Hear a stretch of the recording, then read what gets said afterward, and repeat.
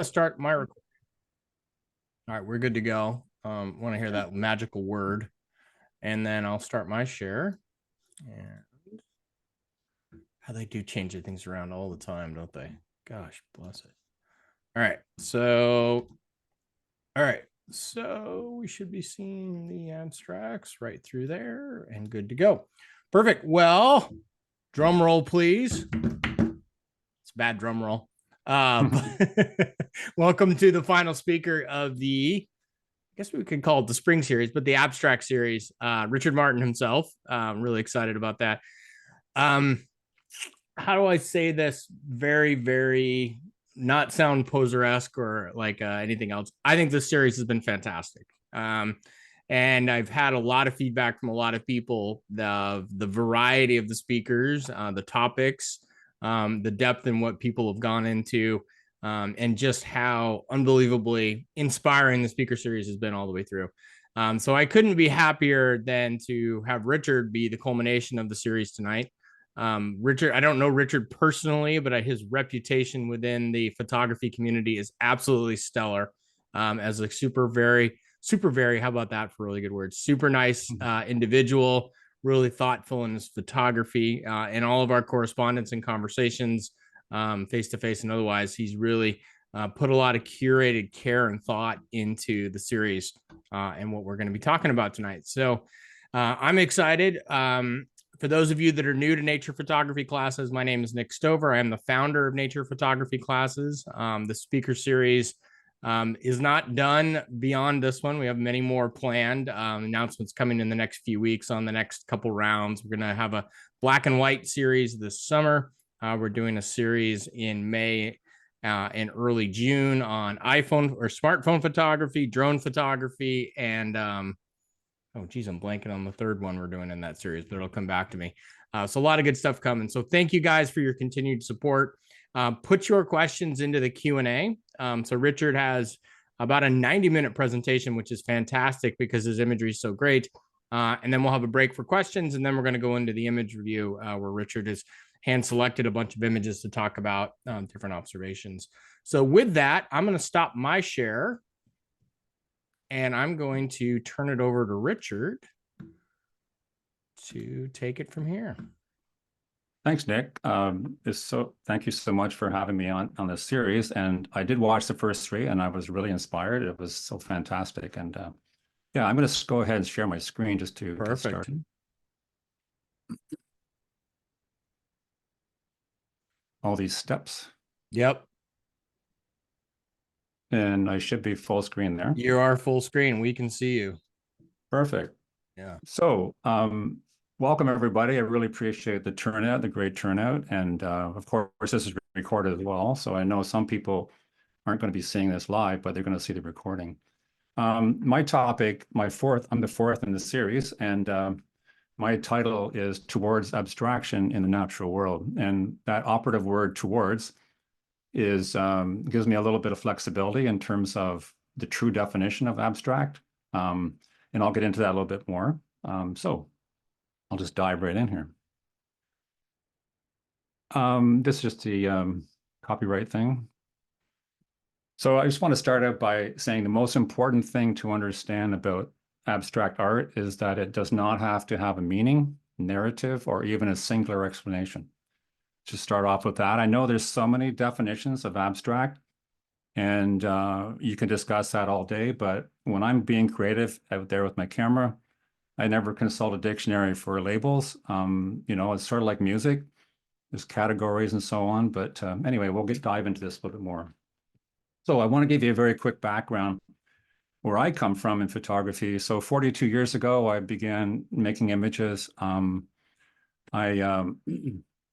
I started with film, 25 years with film, and I had a darkroom the very first year. And after about 8 years or 9 years, I submitted work to a magazine, and I surprisingly got a cover of this issue, Camera Canada. It's interesting to note the price is $3.95. That's pretty amazing for a magazine. Normally now the magazines are like $25, but anyway, so I wanted to show you that my origins right from the very beginning, and I have a background in architecture, so I have this sort of graphic eye, I think. But you can see right there on the cover of the magazine, I was I was pointing my camera and looking at natural world very graphically and very sort of simple and simplified, and working a lot with telephoto lenses and really isolating these small scenes or intimate scenes. There's all kinds of labels for those. I didn't really know anything about those labels. I just pointed my camera and made photographs of what really turned me on graphically, and it tended to be graphic. That's why I chose normally long telephoto lenses. I've evolved a lot since then, but I still, my all work sort of holds up. And subsequent to that, I wrote articles for Photo Life magazine, which is now out of business, but it was in business for 30 some years. I was contributing articles for 16 years, and I was lucky to be able to do articles on vision and the creative side of photography and visual design, which is I'm most interested in. I mean, you can get technical things from anywhere, but I'm always, I come to photography from the art side, and I'm more interested in the artistic expression, or whatever you want to call that, in terms of saying something with the medium. And subsequently, Elements Magazine, I've had some articles, and I'm be writing some more. And that's a beautiful, beautiful magazine. It's international. And I'm certainly honored to be in the ranks of many top international photographers, which is so exciting. So some examples. And then more recently, the last couple of years, I've had 2 features in On Landscape magazine, which is a UK magazine, really, really beautiful magazine as well. It's strange that within that 1 year span, there was 2 interviews. The one that's issue 270 was very, very in-depth, about 1,000-word question and answer interview. So I got to dive a little deeply into some really good questions. Anyway, so I just want to start off by saying this was made the first year, this image was made the first year of my making pictures. And it's, you know, the quality of this file, I can't find the original, but this was on film. And this is a copy that I had. So, you know, I was going out and and this was on a rainy day, and I had a Leica camera with an R3, and it had a multiple exposure lever. So I was able to do double exposures or multiple exposures right from the very beginning. And for 42 years, I've always had a camera with that function, and it's kind of handy as a tool. For me, the camera is a tool. It's not a creative tool. It's just a tool to record ideas, and that's what I get a kick out of. This is my very first early start, and these were just designs looking at the beach. I'm just looking at graphic shapes, and always very much into shapes and how they organize into the picture space. And that's what I want you to think about as I'm showing you all these images, whether they're abstract or whether they're not abstract. I think the same way about visual design, and I'm looking for tension, and every square inch of my picture space is important. 25 years of film taught me to be very careful, and I utilize 100% of my picture space, and I don't try and fix it later. So as much as possible, I try and get it at the time of exposure. And that's just the way I've always done it. And since I've moved to digital, I haven't changed. My working habits are very much the same. This is another early year beginnings for me, and this was camping in Algonquin Park, provincial park, and just beside my tent in the morning, there was beautiful sunrise in the mist, and I just love this kind of thing. So and even back then, I was a rebel towards the rules. I don't believe in the rules, rule thirds. I mean, I know what rules are for. I know they exist, and I know why they exist, but I don't want to be a slave to that. So, you know, for example, I didn't put that sun reflection in the third part. I position my objects or my attentions based on relativity, so relationships. So think about that when I show you pictures. It's a relationship between elements in the picture space that are important. And this is another early image of a lavender field, which is about an hour's drive from where I live. And there's a farmer that does a small crop of lavender. And this was an interesting study in texture. And you can see there's very subtle lines, diagonal, or not diagonal, but they're oblique lines moving across the picture space in between those tonal changes. And yeah, so overall, just beautiful texture and color. And I didn't know anything about focus stacking then, but I'm glad I didn't, because I don't overuse focus stacking, because I don't want to create this weird false atmosphere. And I kind of like the fallout of focus. Now, of course, there's a place for focus stacking, and I do it, but it has its place in what I'm photographing. So abstract art does not attempt to represent or accurately depiction of visual reality, but instead use shapes, colors, form, and gestural marks to achieve its effects. And I guess you can see that on the upcoming images. This is an image made less than a couple of weeks ago. I was teaching in Big Sur at a conference, and this is just a very basic a beach with surf coming in, and then there's a river is flowing into meeting the surf, and it was just a sort of an abstract thing. And I'm always looking for these kind of surreal things in my camera. So all these images I'm showing you are straightforward. I call it straight photography, photography without which I'm going to be showing you motion and multiple exposure and montage and so on. But what I get a big kick out of in photography is what is real in my lens that looks unreal, when I photograph it. And so this is one example. Certainly knowing your craft is very important so you can express those ideas. So it's the dance between craft and vision. This is from that same morning. There's the river flowing into the ocean, and it carves all the sand. It's this meandering S-curve flow of water. And it just created this surreal landscape. And this is I think the art of seeing is very important. And I find that I like to be open-minded and explore like a child with my camera. And certainly I have limitations with the optics and so on and positioning. But this was an interesting collection of shapes and lines, and there's a flow through the picture space, and it's processed in a way that I want to create this lightness to the sand. And it's pretty close to reality, but I'm not really concerned with reality in my photography, although, there's a difference between what you see with your eye and what is recorded through the system, because there's limitations and translations. It was the same with film, it's the same with digital as well. But, what these things excite me when I look through the camera viewfinder. So I mentioned about straight photography, and so using subject matter as raw material for abstract images. So working with straight techniques to recast the subject to make abstract expressionist designs. In many cases, the origins are not completely obscured. Sometimes they're obscured, and often that's because of lack of scale. And I love the idea of, and I'll show you many examples of that, but I love the idea of no scale, and the viewer can use their imagination to interpret the scene.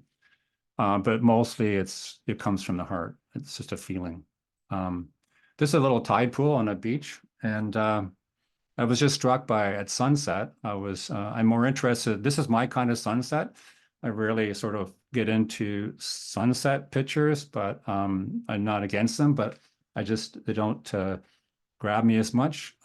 So this is using the sunset light and the clouds reflecting in this tidal pool. And then the wet sand just takes on so many different reflections because the degree of how wet the sand is, it just absorbs the light in the sky. And mostly at the end of the day, you get this beautiful sky happening, and that's just reflected in the surfaces. So I think often in a sunset, I'm looking at the ground a lot. It just feels right, and it's hard to explain. I don't think photographers need to explain their work. It just is, and you connect with it or not. It's very much like music. Another beach scene at sunset, a little bit different treatment in terms of exposure. It's a little bit darker and contrastier to create this primal mood. And there's also a lack of scale here as well. I mentioned I have a lot of images that lack scale, and just on that fact, they become a little bit more abstract in my mind. I know that the definition of abstract may be, certainly in paintings, it's you can't identify the subject matter. And like I said very early on, I'm not really concerned about either way, but I think I'm calling this abstract because there's no reference to scale, and it feels very primal to me. I even point my camera at skies and clouds. I do workshops in Newfoundland every year, and I'm doing a couple of special ones this year with 4 people per workshop, master classes. And Newfoundland, I've been going there over 30 years, and the skies are so amazing because the winds are so high, and they get these really interesting lenticular clouds. And yeah, so this was like a soaring bird overhead.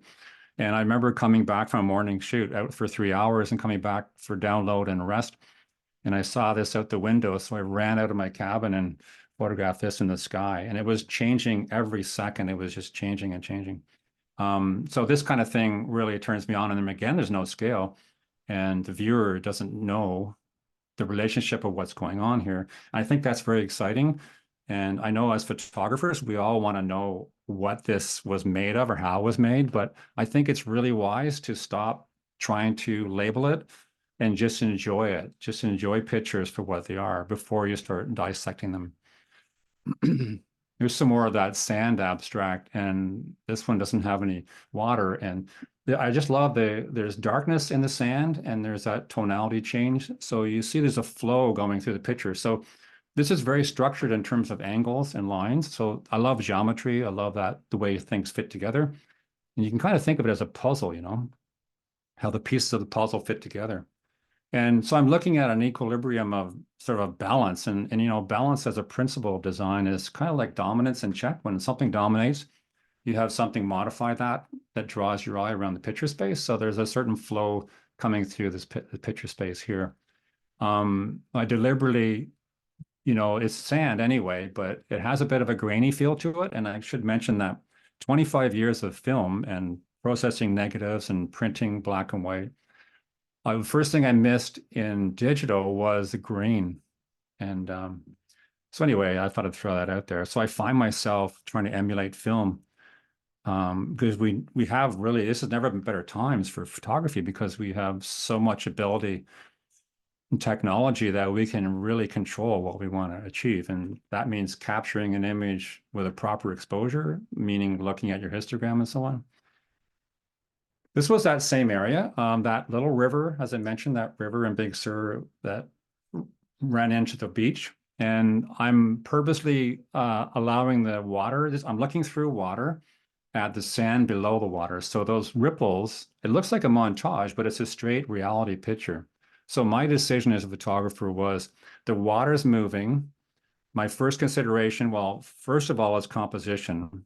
And then I get, once I compose and have the idea, then I have to deal with the technical side in terms of even the creative idea of what shutter speed to use is a creative decision, not a technical one, because it's going to render that water in different ways. If you go too slow because the water's moving, it's going to get too blurry, but it's good to experiment. So I found a shutter speed that was somewhat quick, you know, in terms of freezing the water so I wouldn't blend and, you know, dissolve the detail of the sand, which I love. The sand had that little bit of black and tan colors, and the yellow comes from in the water reflections and so on. But yeah, so it doesn't really matter. I just love it. And one of those patterns, as Sarah mentioned in her talk about, and I agree with her, and that's something I always do. When I look for patterns, I look for cutting them off on all four sides. So it internalizes the design. And by the way, you don't need a center of interest. Don't let someone tell you that. I hear this so often. What about the center of interest? It doesn't have a center of interest. Well, the center of interest in this photograph is a pattern. And I'm very playful and very childlike with my camera, and I really don't care about making mistakes, or if I really, really don't care about pleasing somebody with my pictures, I have to be honest to myself, and the pictures I make are deeply personal, and then somebody likes them, that's fine. But you know, the problem with trying to please everyone is that you end up pleasing no one, and you don't end up growing in your style and development because there's something about the freedom. So I guess you can think about the question, you know, if no one ever saw your work, would you still make photographs? I think I would, because although it's nice to share, but I would still make photographs because it's very healthy to me. And this is a very erratic kind of thing with reeds in the water. So this is an interesting scene. A lot of photographers might shy away from the craziness of all these reflections and the movement of water. But I like this sort of loose, kind of organized chaos. And yeah, so this is just a couple examples within many, many places, or many, many times I've visited this pond in Newfoundland and have a visual workout. And I've captured in many different lights and fog and sunset, sunrise, and it's always different, and I'm always excited about it. So just another example of, you know, sort of organized chaos. And these are an interest. This is recent image as well from Point Lobos, and I go to Newfoundland because I'm nuts about rock formations and Point Lobos. Like in Weston Beach, for example, there's this endless amounts of designs, and on the surface when you park your car and look, it's sort of unassuming, but when you get down there and start looking, and these are not macro. I should mention that I own a macro lens. I own a couple of macro lenses, but I haven't used them for a long time, except for recently, maybe frost on the windows. But it's not that I just haven't gotten back to that. But so I just wanted to make sure that you know that all these pictures I'm showing tonight are are made with something in the order of maybe 28 millimeters to 300 millimeters, in that sort of range. But these are just moderate, like maybe 50 millimeters to 70 millimeters. And I'm just looking straight down at rock formation studies. And, in the right-hand image these are beautiful colors, and these little punctuations of red just break up the design. And so the organization of all those elements have purpose. Every square inch of your viewfinder frame should have a purpose, and how these shapes and colors and tones relate to each other sort of homogenizes the image together. And I just love the fact that neither one of these have scale, and they could be any size. I mean, sometimes I do images that look like they're from aerial photographs, and I recently have a drone, but I haven't got a chance to use it too much, but I've been playing around with it. But I love the idea of looking down from a high area. So just a tip I wanted to get out of my system is that respond emotionally to your image making. So make pictures from the heart and trust your visual instinct and listen to what your intuitive feelings are telling you. I mean, that's so important. Instead of finding something on Instagram and going out and trying and copying it, just learn the craft, make mistakes, go out. And if something speaks to you, yeah, photograph it. And you'll learn. If you have mistakes from that, you'll learn your craft, and you'll learn through experience. But there's nothing more important than photographing. All my stuff is shot from the heart. It's very personal. I don't worry about anything else about acceptance. So just want to get that out there. This is another scene. This could be a large landscape, and I have photographed badlands that remind me of these rolling sort of lines and shapes. But this is just probably a couple of meters wide of a landscape shot, maybe with I think it was about 70 to 100 millimeters. And by not having scale, it just feels you can interpret on your own levels. But for me, it's the distribution of, well, it's about lines, of course, and somewhat dynamic in their orientation. But it's this alternating movement of lines and shapes and interlocking together. So I'm always looking for devices that draw your eye to the back. So for example, that yellow line, and these are natural colors, by the way, these are not, I didn't soup these up. These are unreal, bright yellow stains on the rock. And same as the red, there's also these amazing red, almost like rusty red colors as well. I must read up on that and find out what's making that happen. But that yellow line at the very top, which forms a triangle, is something that I look for to repeat the lines in the bottom. So if you have all that yellow moving through the picture space, and if I didn't have the yellow on the top triangle corner on the left, top left, I would recompose that to create this relationship so that I wouldn't have this sort of empty space up there.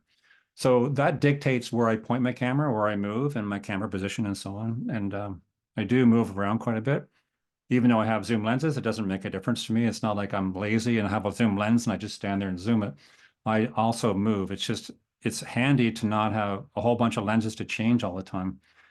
So I don't have that issue of people say, well, you got a zoom lens, you don't move. It's not true. Now I'm looking straight down now on this, a little bit closer. This is probably about 1.5 feet wide. And I'm looking straight down, and I'm being very careful about my parallel of my lens being parallel to the subject matter so that I don't have to be too concerned about depth of field in terms of, or unless I have to focus stack because of the limitations of the depth of field. But that's just technical stuff that bores the hell out of me. But I do know my craft and I do get it done, but I don't really think about it much, but unless I'm teaching or something. But I just love the movement, the flow, the lyrical flow of these lines through the picture space. And there's certainly a dominant shape there, edged by the yellow lines, but there's a certain balance and distribution of this yellow color that sort of gives continuity to the whole composition, and kind of reminds me of a contour map. And I did some landscape architecture, and we used to do drawings of contours of the landforms. Sort of very much reminds me of that, or topographical maps too. So here's two images. One is a massive landscape, and one looks like an aerial photograph. But I love that idea of fantasy and stuff. But I mean, it's probably pretty obvious to you. The right-hand image of the Badlands is a landscape image, but with a 400 millimeter lens.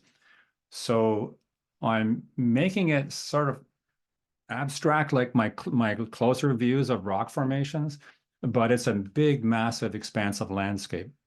So I think the same way. I mean, look at the repetition, the rhythmic movement of all these edges of lines moving through the picture space. It changes a little bit at the back, but it's just beautiful colors and form. And I don't know if I mentioned earlier on, but I will, about how much I'm influenced by paintings. And all throughout my photography, sculpture and painting have influenced the way I see the world. And of course, photography as well. But I would say strongly, painting has taught me so much about seeing the world differently. So the image on the left reminds me of an aerial photograph, but it's probably about 2 meters wide on the shoreline at the tide zone, with the green algae and the yellowish colors and the rocks. And that was one of those things where, I find that I teach a lot of workshops and for many, many years, and I find that there's a tendency to go in really close because you can handle a small spot, small area, and that's okay. And as you're learning all that stuff, but I've sort of discovered in my own work over the years, I'm moving back further and further in creating simplicity. I'm certainly trying to create simplicity, and but that's not to say that the macro world doesn't have a whole other universe of possibilities. And maybe it's something I should get back into and explore as well, because it keeps me excited. All these different things keep me excited. I just love this study here, and I don't just walk up and snap these pictures. There's certainly a reason for positioning and so on, but I don't know if you can. I guess you can't see my mouse, but on the left hand, like if you go left of center, it looks like this river of gray flowing through the picture space. So for me, that structure is very important in that composition. So obviously I was drawn to the yellow. All the cracks in the rock had this coloration, and it's something to do with like an algae or some kind of marine life that's making this stain, but it's just so beautiful visually speaking, and mixed with that rusty red. So my attention to this area was all these lines, these spidery yellow lines. But I just didn't want to just make a picture of those. I wanted to organize the structure within that. So that's the main theme. So I'm organizing the distribution of these yellow lines, and they're going through the picture space on all four sides. And then I'm anchoring it with that, as I mentioned earlier, that left-hand sort of gray river running through. And then you have this sort of oval shape on the right-hand side. So there's subtly kind of balancing out. So I get the idea across with what it caught my eye, but I'm organizing the structures with purpose. I'm not just pointing my camera and saying, "Oh, that's pretty," and shoot it. I'm thinking about that. I'm thinking about the edges, and it's so ingrained in me to not crop that I've done that for so many years, because I did seminars for years in auditoriums with 50-foot screens and all with color slides and projectors. And all those years, I could never fix my slides. They had to be the way they were shot.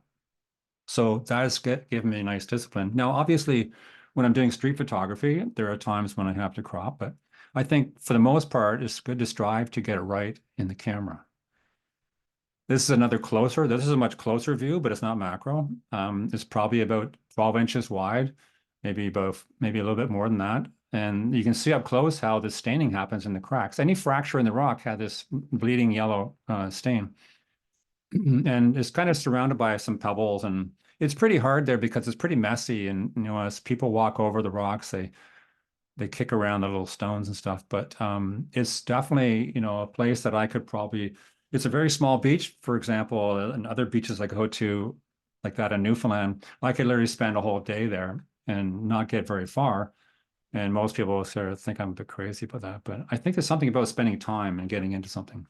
Here's a couple of interesting comparisons of the same area, a little more of that orange interaction. I love the way it worked with the blue. And I was there one morning with very overcast light. I was back again another morning with sunlight, and it had different appearances. And we had umbrellas to block some of the light so that, but even though we had shaded umbrellas, we still had the blue sky impacting on the wet rocks, which hence is that little bit of blue. And I love that dynamic contrast between blue and yellow, blue and orange, I should say.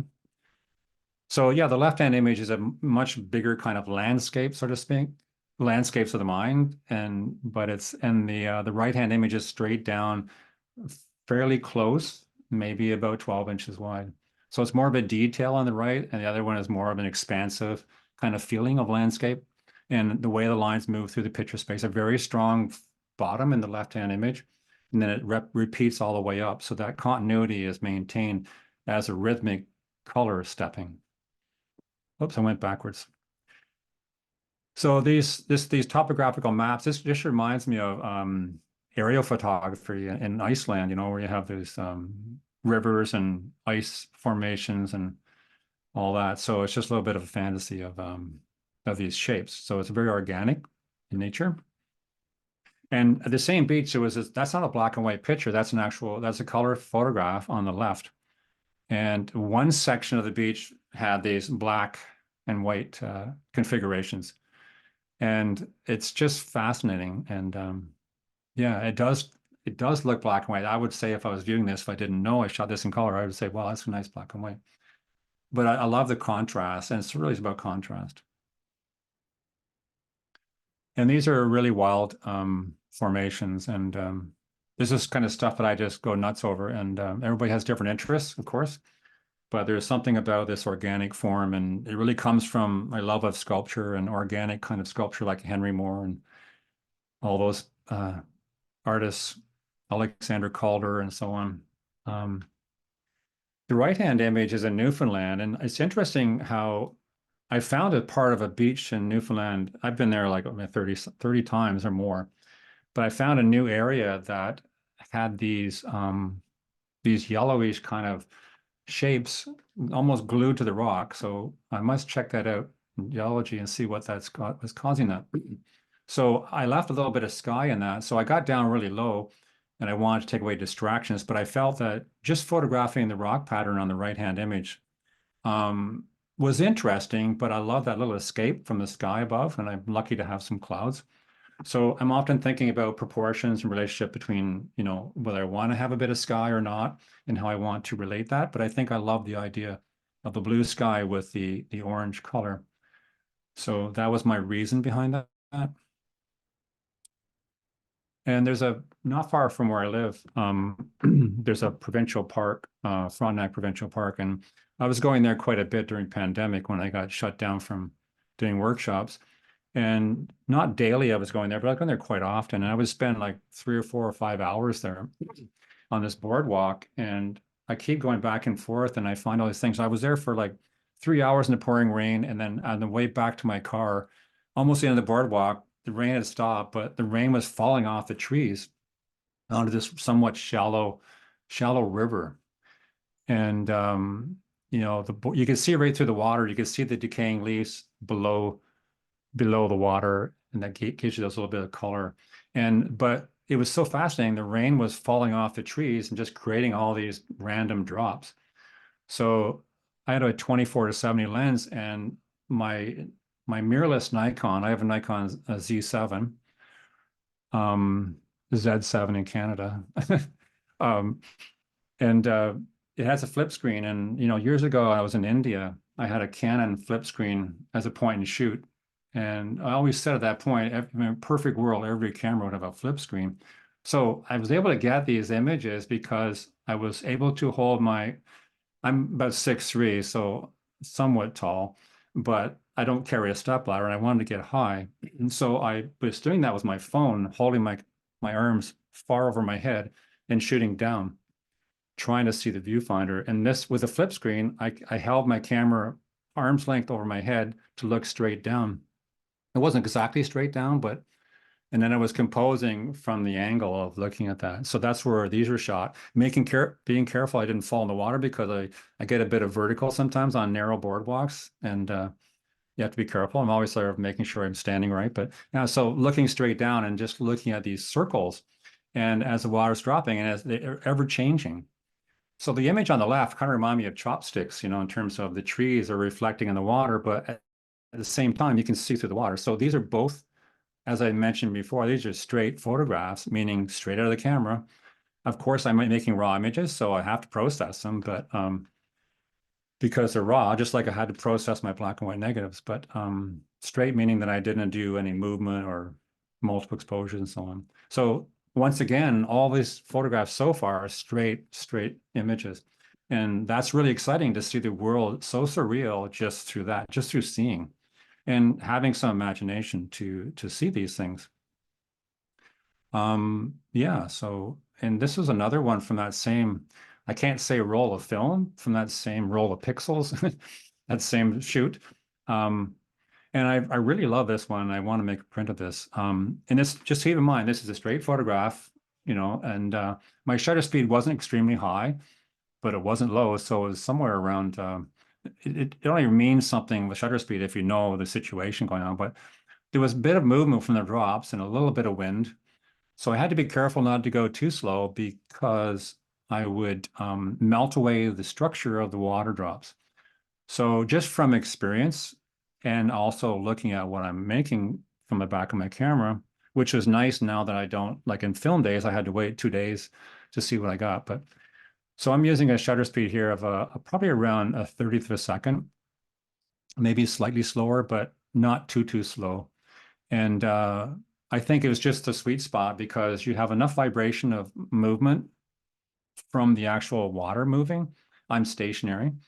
And I love it reminds me of the Van Gogh kind of color palette, Starry Nights with the blue, the yellow, and these beautiful little dark shapes of trees reflecting in there. And this is something I can't go back and even copy myself. I mean, I can't even copy my own work because situations appear and that's it. They're not always the same. So I just take them as I get them. This interpretation from the same session, I did a little bit of a diffuse glow on this by, I couldn't do it in the camera, which I would normally do, but so I could do it, and I'll talk about that a little later with montage. So I just simply took the original image and I made a copy. I made a copy of it and then made a Gaussian blur. Then I put them together just in layers. It's very simple. And so that was another interpretation. Now I do these experiments to see if I like it. And if I don't, I can toss it out. But if you don't experiment, you don't try new things, and you don't grow, then how do you build on things you do? This is a different day, but a little bit later in the spring when the new growth was coming up on that same boardwalk. And I could literally go there for day after day and get new pictures. So, and this is a place no one goes. I never ever see anybody on this trail. So I like the idea that I can find stuff in obscure areas, and not that it's like it's been done before sort of thing, but it's just nice to go out and explore like a child would explore. But I love those reflections of the trees and that beautiful, vibrant green color. One day I was heading back from the park and it started to rain, then it got sunny, then it started raining. So I stopped my car and near the lake, and I was just photographing more water drops on it was becoming a theme, more water drops from the rainfall. And I was managed to get a few photographs. And then all of a sudden it just darkened over and it just poured. And then obviously I had to run for the car. And when I was driving back, it was raining so hard I had to pull over. I couldn't even see. But it's amazing how fast weather can change, and you have to just, be spontaneous, and it's really fun. This was made in the winter, right, in my own city, Lake Ontario. I live on Lake Ontario. And I just like to go out for a couple of hours. My camera is healthy and it feels good. It feels like I'm gone on a 2-hour vacation. So this is we didn't get much freezing this winter, but there was some slushy ice building on the edge of the lake, and some of these bays are a little bit more frozen because they're more protected and less movement. So this is little bits of very thin ice, which is catching the orange, which is sunset. So this is this is what the color was. This is a brilliant sunset and intense colors in the clouds. And I just loved how the coldness of the stones and the slushy ice in the foreground were relating to the orange in the background. So that was interaction was really beautiful. And it just shows you that there's pictures everywhere. There's nothing special about where I live. Everybody lives in different places, but you know, going out with your camera is fun. This structure here is really interesting, but the punctuation of orange is really cool in terms of lichens. This is in Newfoundland as well. This is like that rock formation stuff is so amazing. So I purposely pulled back and included a lot of rock formation as much as I could without becoming, you know, distracting. And then allowing that these punctuations of lichens, the main noun in the picture is at the bottom part towards the left. And there's little bits of other orange lichens as you go up through the middle part. So that kind of holds it together. So if I was stuck on the rule of thirds, I would have rammed that orange right into that rule of thirds and been a paint by numbers guy, but I didn't. I did it that way because I wanted it to relate to the context of the photograph and kind of just create a little more tension as well. So as I mentioned before about developing the art of slowness, you can't rush creativity. So I think one should strive to practice slowness in your photography and scheduling time for relaxation when you're out with the camera. Don't always just get out of the car and start photographing. Sometimes if you find an area that's really interesting, unless time is of the essence of light, is to just take an inventory of what's around you and slow down. And it's very much meditative approach. That's the approach I've always taken with my image making. Well, by the way, this image is made in the spring, right? In the same city park on the Lake Ontario. And I had a doctor's appointment that morning, and I thought it was so foggy out that I thought I'm going to leave an hour early for the appointment and swing down and see if I can. I love the fog atmosphere of and how it portrays things. And these springtime buds were so beautiful and isolated. When it wasn't foggy, they weren't that interesting. So I'm not going too fast, but this is a fallen tree that I photographed. It's a palm tree, which was destroyed in a storm. So it's just lying on the ground. So for me, it's, you know, it's not very beautiful for most people, but I found some abstract possibilities within the peeling bark and fragments of the tree. And these are like little landscapes to me. So it's interesting to look at in different orientations, and certainly the horizontal orientation has a different feeling than the vertical. I like them both. They're both valid in their own ways.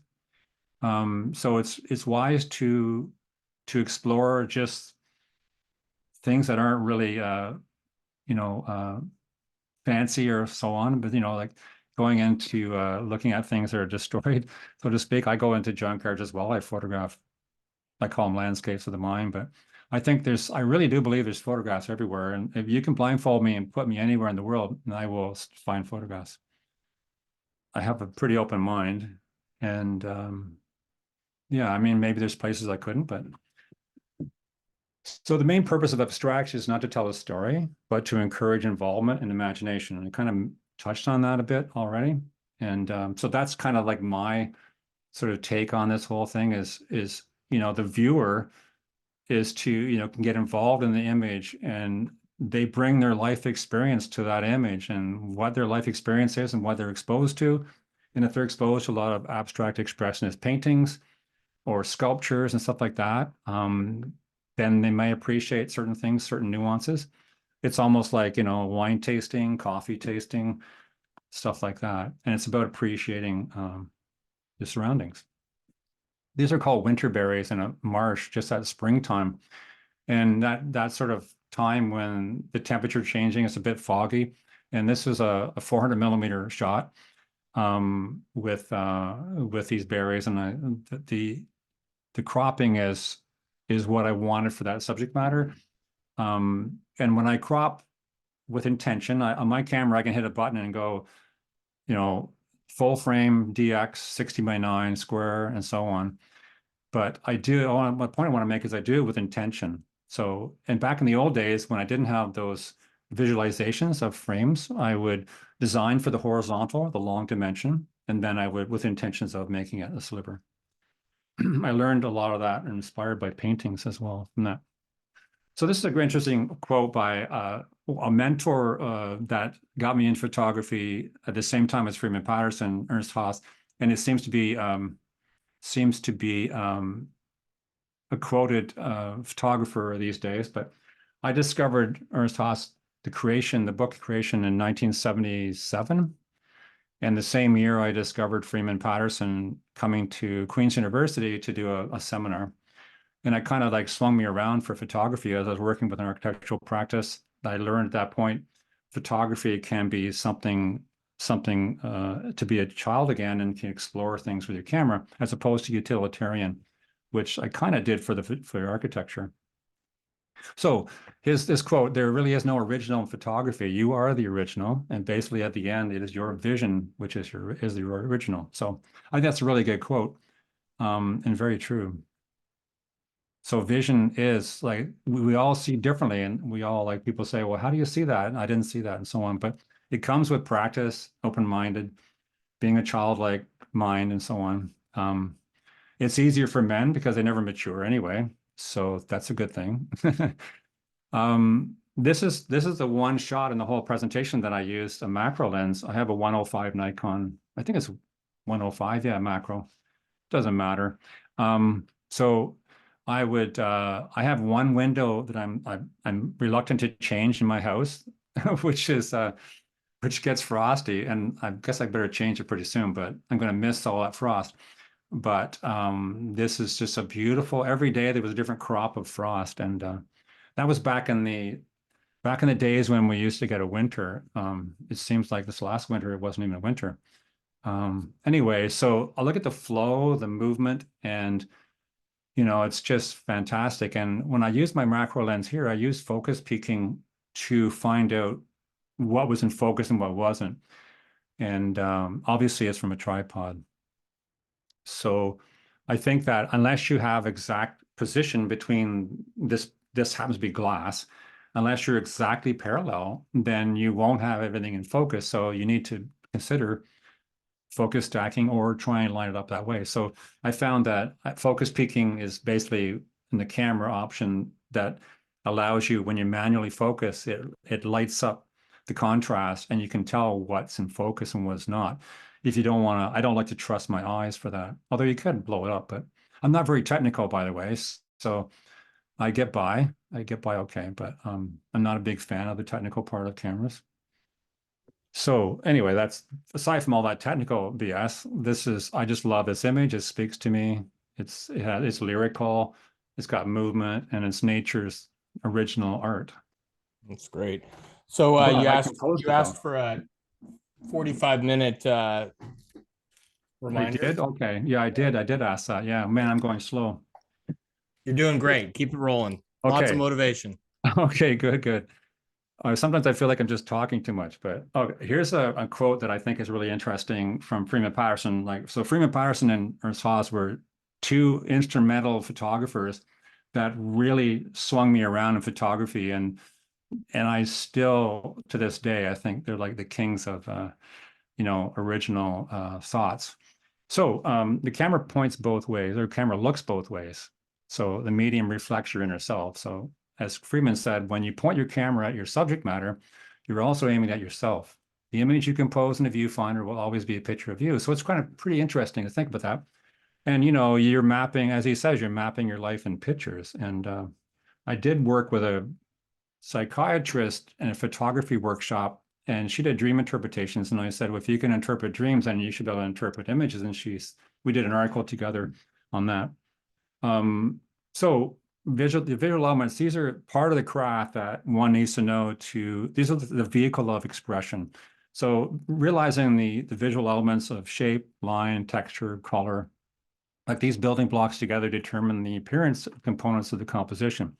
I think that's I guess I put this under the craft part of photography, because it's sort of part of organizing a design and composition. So, and then, as Freeman mentioned about the nouns, the verbs, and the adjectives are the visual building blocks. And by the way, the image on this page is very delicate ice after freezing rain on the grass. So this is literally in a city park as I was going on a walk. So there's pictures everywhere. You get some funny looks from people when they see you. What is that guy? Is he okay? Why is he pointing his camera at the grass? But so the viewfinder frame. So I'm a real sticker on this. So the borders or edges of the frame can have either a strong or weak influence on the image. Borders become a reference. This is very important, a reference for lines and shapes within that containment. So I call the arena and how things are played out in that arena. It's very important. And from all the years of teaching, it's often the weakest part of any photograph is a lack of resolving the edges. This is a long telephoto image. I consider this abstract, although it's an intimate landscape, I suppose. But who cares what the labels are? But it's just the excitement looking through the viewfinder and finding this in the very late day light. And it was just carving these shapes. So it's a wonderful thing. Another example of that too, the rhythmic contrast here. And just more examples of that. These are long lens graphics, and I just love this sort of piano shape.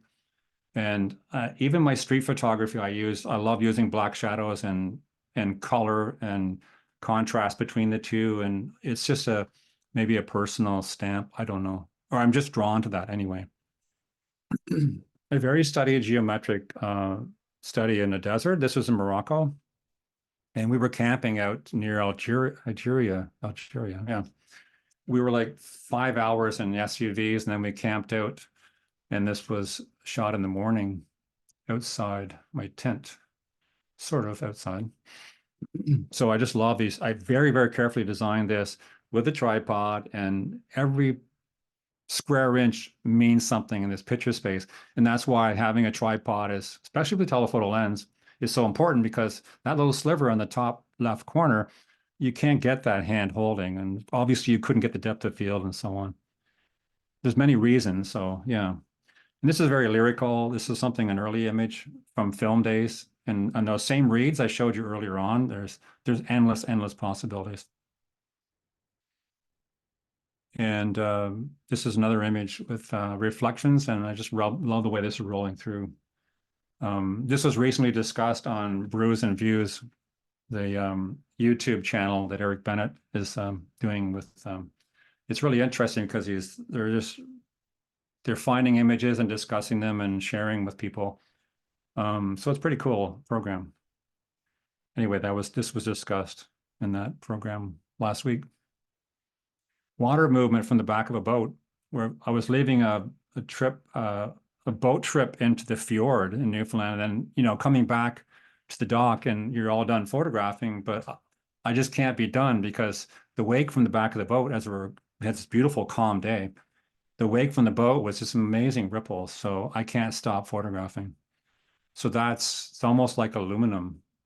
So I mean, people will think, what are you photographing? You're pointing down the side of a boat, but there is visual stuff everywhere. And you can get the idea here with these movement of these lines and structures. And these are small scenes, but they're kind of very abstract to me. The one on the right with that green stripe, it's almost like graffiti in the city wall, but this is just natural staining from the algae on the low tide part of the Bay of Fundy. And I just love those red rocks, and that the green and red just is so beautiful together. And then, a quieter cove with these darker tones, which is very, very primal to me. No scale, so that's another thing. This is a bit of fantasy, a bit of ambiguity. I love ambiguity. I know in school we were told not to be so ambiguous in our writing and stuff, but this was a straight photograph of two granite boulders in a little pond. And it looks like they're floating, but it's just a straight picture. The sky is reflecting in the pond. It's just lucky to have that situation. But also, I do remember, kind of like it was maybe I was the only one that made this picture, but I don't know. But a lot of people didn't really see that possibility. But I think sometimes what happens is we're caught up in all the stuff around us, and we sometimes I find participants have memorized vision and memorized ideas of what to do, and they miss this kind of thing because it's not on the list of the ideas that they thought they should be doing when they go to this particular place. So that's a good idea to be open-minded. This is really very much about lines. So I would say this is an abstract way of approaching subject matter in nature, even though you probably know what the labels are, sand dunes and rock formations. But at the same time, I'm calling this abstract for myself. And so that was my towards loophole I have, right? Yeah, this is that little punctuation on the left, that little bit of lichens. This is a fairly wide area of rock formations.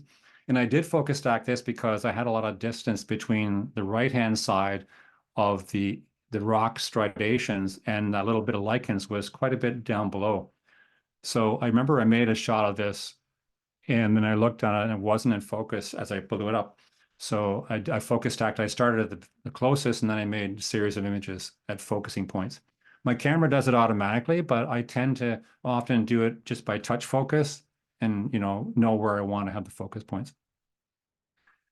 So, I mean, the right-hand side is very abstract in terms of striations and rocks, and all sides of the frame are cut off, so it's internalizing that pattern. The image here on the left is the very first light. I arrived here in Badwater. This is in Death Valley. This was many years ago. This was actually in film. So when I arrived there in the dark, knowing that was from experience what was going to happen in the sunrise, the left-hand image was the first image I made when the light came up and the mountain was covered in that beautiful light. And then, of course, that light, that warm light would fade away. And the image on the right was another image, which is more of a realistic landscape, but still telephoto. And I love the blue tones there as well. So that's two different approaches and of the same scene. So this is very sculptural, and that last bit of sunlight just caressing the edge of the rocks. This is something I go to this beach over and over again, and I could go over there forever and keep finding new images in Newfoundland. And these are just more of that same. This is 30. These are both 30-second exposures without neutral density filters, because I mean I own the filters, but I don't always have to use them because here I'm in the blue hour. So as soon as the sun goes below the horizon, I have this beautiful light, and so obviously I can get 30 seconds no problem, and it's just by manipulating my aperture. Often if it's too bright, I'll bring the aperture high, and then you play with the ISO lower, then I can modify from there, or I can use filters. I'll use filters as a last resort because I can't be bothered putting them on. So we have work. I like to keep my approach pretty simple. And this is more examples of, these are snails on the left on top of the rock boulders. And this is also in Newfoundland. And it's just a theatrical. I remember as a young kid going to the theater, I just was so struck by the lighting and the beautiful stage lighting. And I've always loved that kind of, the way light creates mystery and shadows and dark shadows. That's something I miss from the film days because I get so much information from my dynamic range that I find myself putting blacks or darkness back in the picture. But I expose for the bright to the right of the histogram because I want to, in case I want detail in the shadow, if I underexpose like I did for slide film, then I would, if I try to get detail in the shadow, I would create noise. So that's kind of a principle that I use. More examples of details, and I would say these are pretty abstract in terms of rock formations. So they're very dynamic, and the right-hand image is very angular, but it has some curve. It's a contrast between the two. And the left-hand image has that nice curvature, almost marine-like, and is grasping like a lobster claw. And these are things that are just fun to find. I mean, nobody draws these lines for you on the beach. They don't have, police tape there to say, here's a composition. You have to find this in the context of anything else. So I kind of look around for potentials based on experience. And then as I lift the camera to my eye, I see a frame, which changes it again. And then I explore that way. Light coming through the water as tide is lapping in slowly. So the sunlight is creating this beautiful diffraction I believe is a word, diffraction on is magnify the water onto the stones, and it makes a really interesting pattern. And it brings everything together in terms of this interesting patterns on the rocks. So it's just something different. And it's wonderful, very addictive to do this stuff. So, you say, well, the light is too harsh on the beach some afternoon, then you can work on this stuff. I mean, light, there's really just no bad or good light. It's just what is appropriate for the subject matter. And how many people would photograph in November decaying leaves on a wet forest floor? So I remember I was stopping in this 3-hour rain hike to try and adjust something and making sure water wasn't getting in my camera bag. And then I suddenly realized this is right at my feet. So it taught me that, slowing down or being arbitrary about, like Freeman does an exercise where you toss a hula hoop where you take 20 paces and then stop and make 30 pictures. That's the kind of thing where you just explore and stop and slow down. You start to see things. So I think there's a nice equilibrium here of relationship between shapes, colors, tones, hues. I don't find any part of that picture space dominates. Now, I said I have a drone, but this is not a drone photograph. It does look like an aerial photograph. Most people think of it as aerial. But this is actually about 2 feet off the bog. This is a trail going to the fjord in Newfoundland. And the bog has these natural oils, and that's the color is coming from these natural oils in the soil. So I made these pictures off the trail on the way to the boat trip going up the fjord. And it's just, I'm always keeping an eye out. So often when people are walking with me, suddenly they're in the middle of a conversation, I'm bolt off somewhere I see something. So I'm kind of like a dog seeing a squirrel when I'm walking with a camera. It's like all of a sudden something draws my eye and off I go. But I think that comes with experience maybe.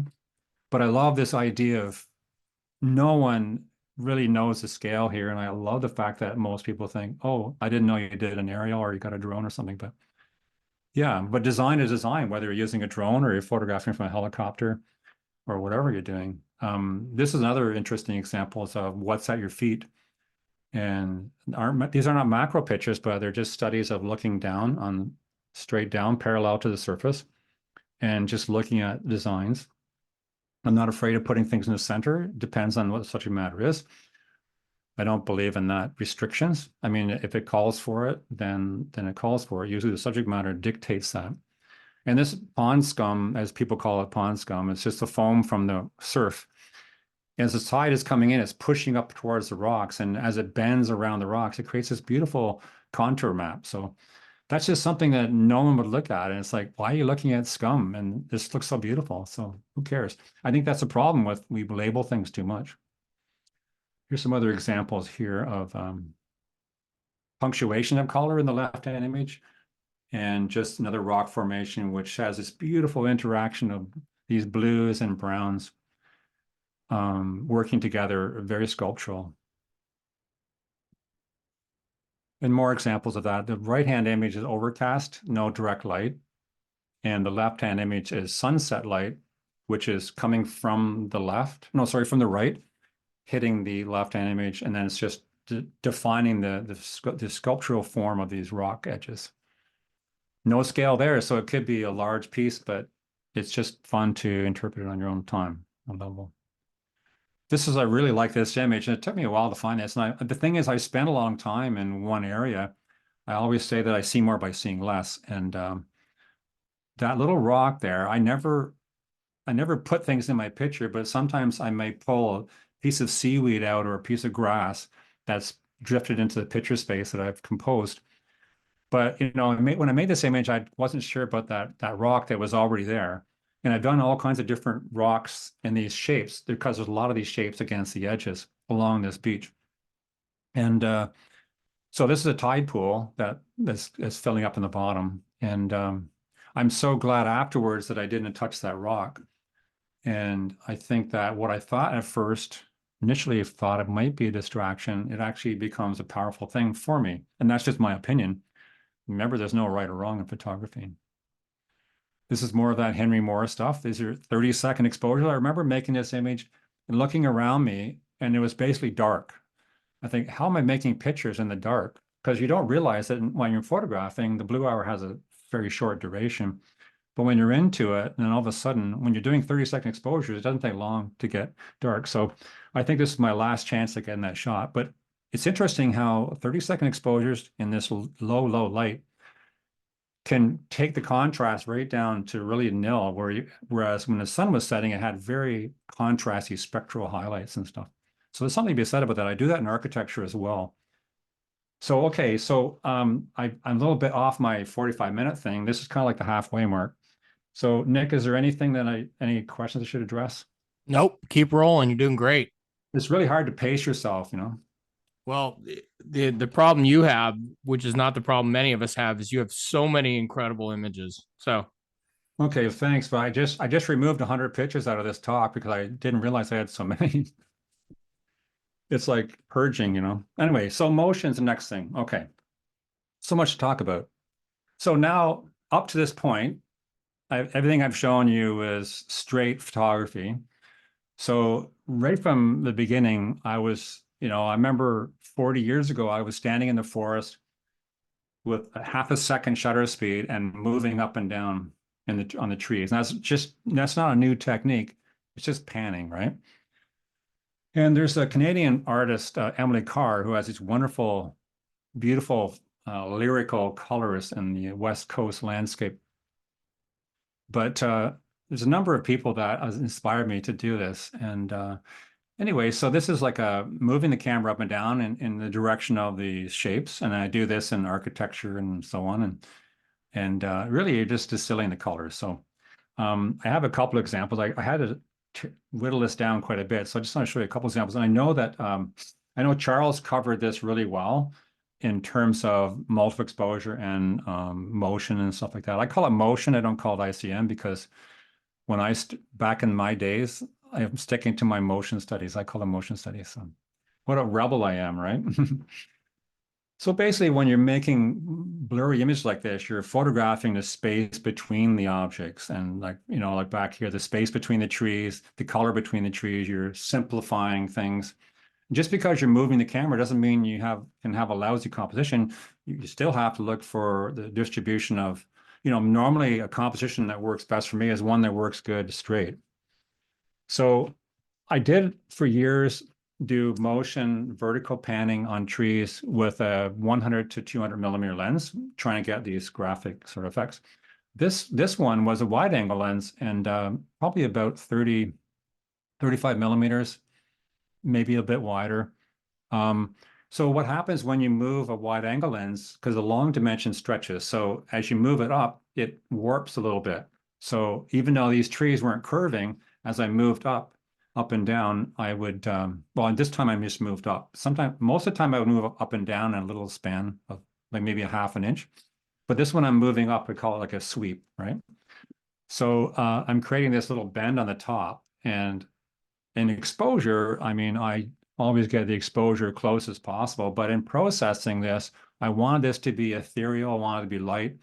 So I often would, looking at the histogram, which I see the histogram when I'm making pictures. It's so important to me to see the histogram and also see the histogram when I'm processing in RAW. And if I'm in Photoshop, everywhere I am, I need to see the histogram. I need to see the clipping. Technically speaking, I need to see where this stuff is going. And by the way, I calibrate my monitors. Everything is calibrated.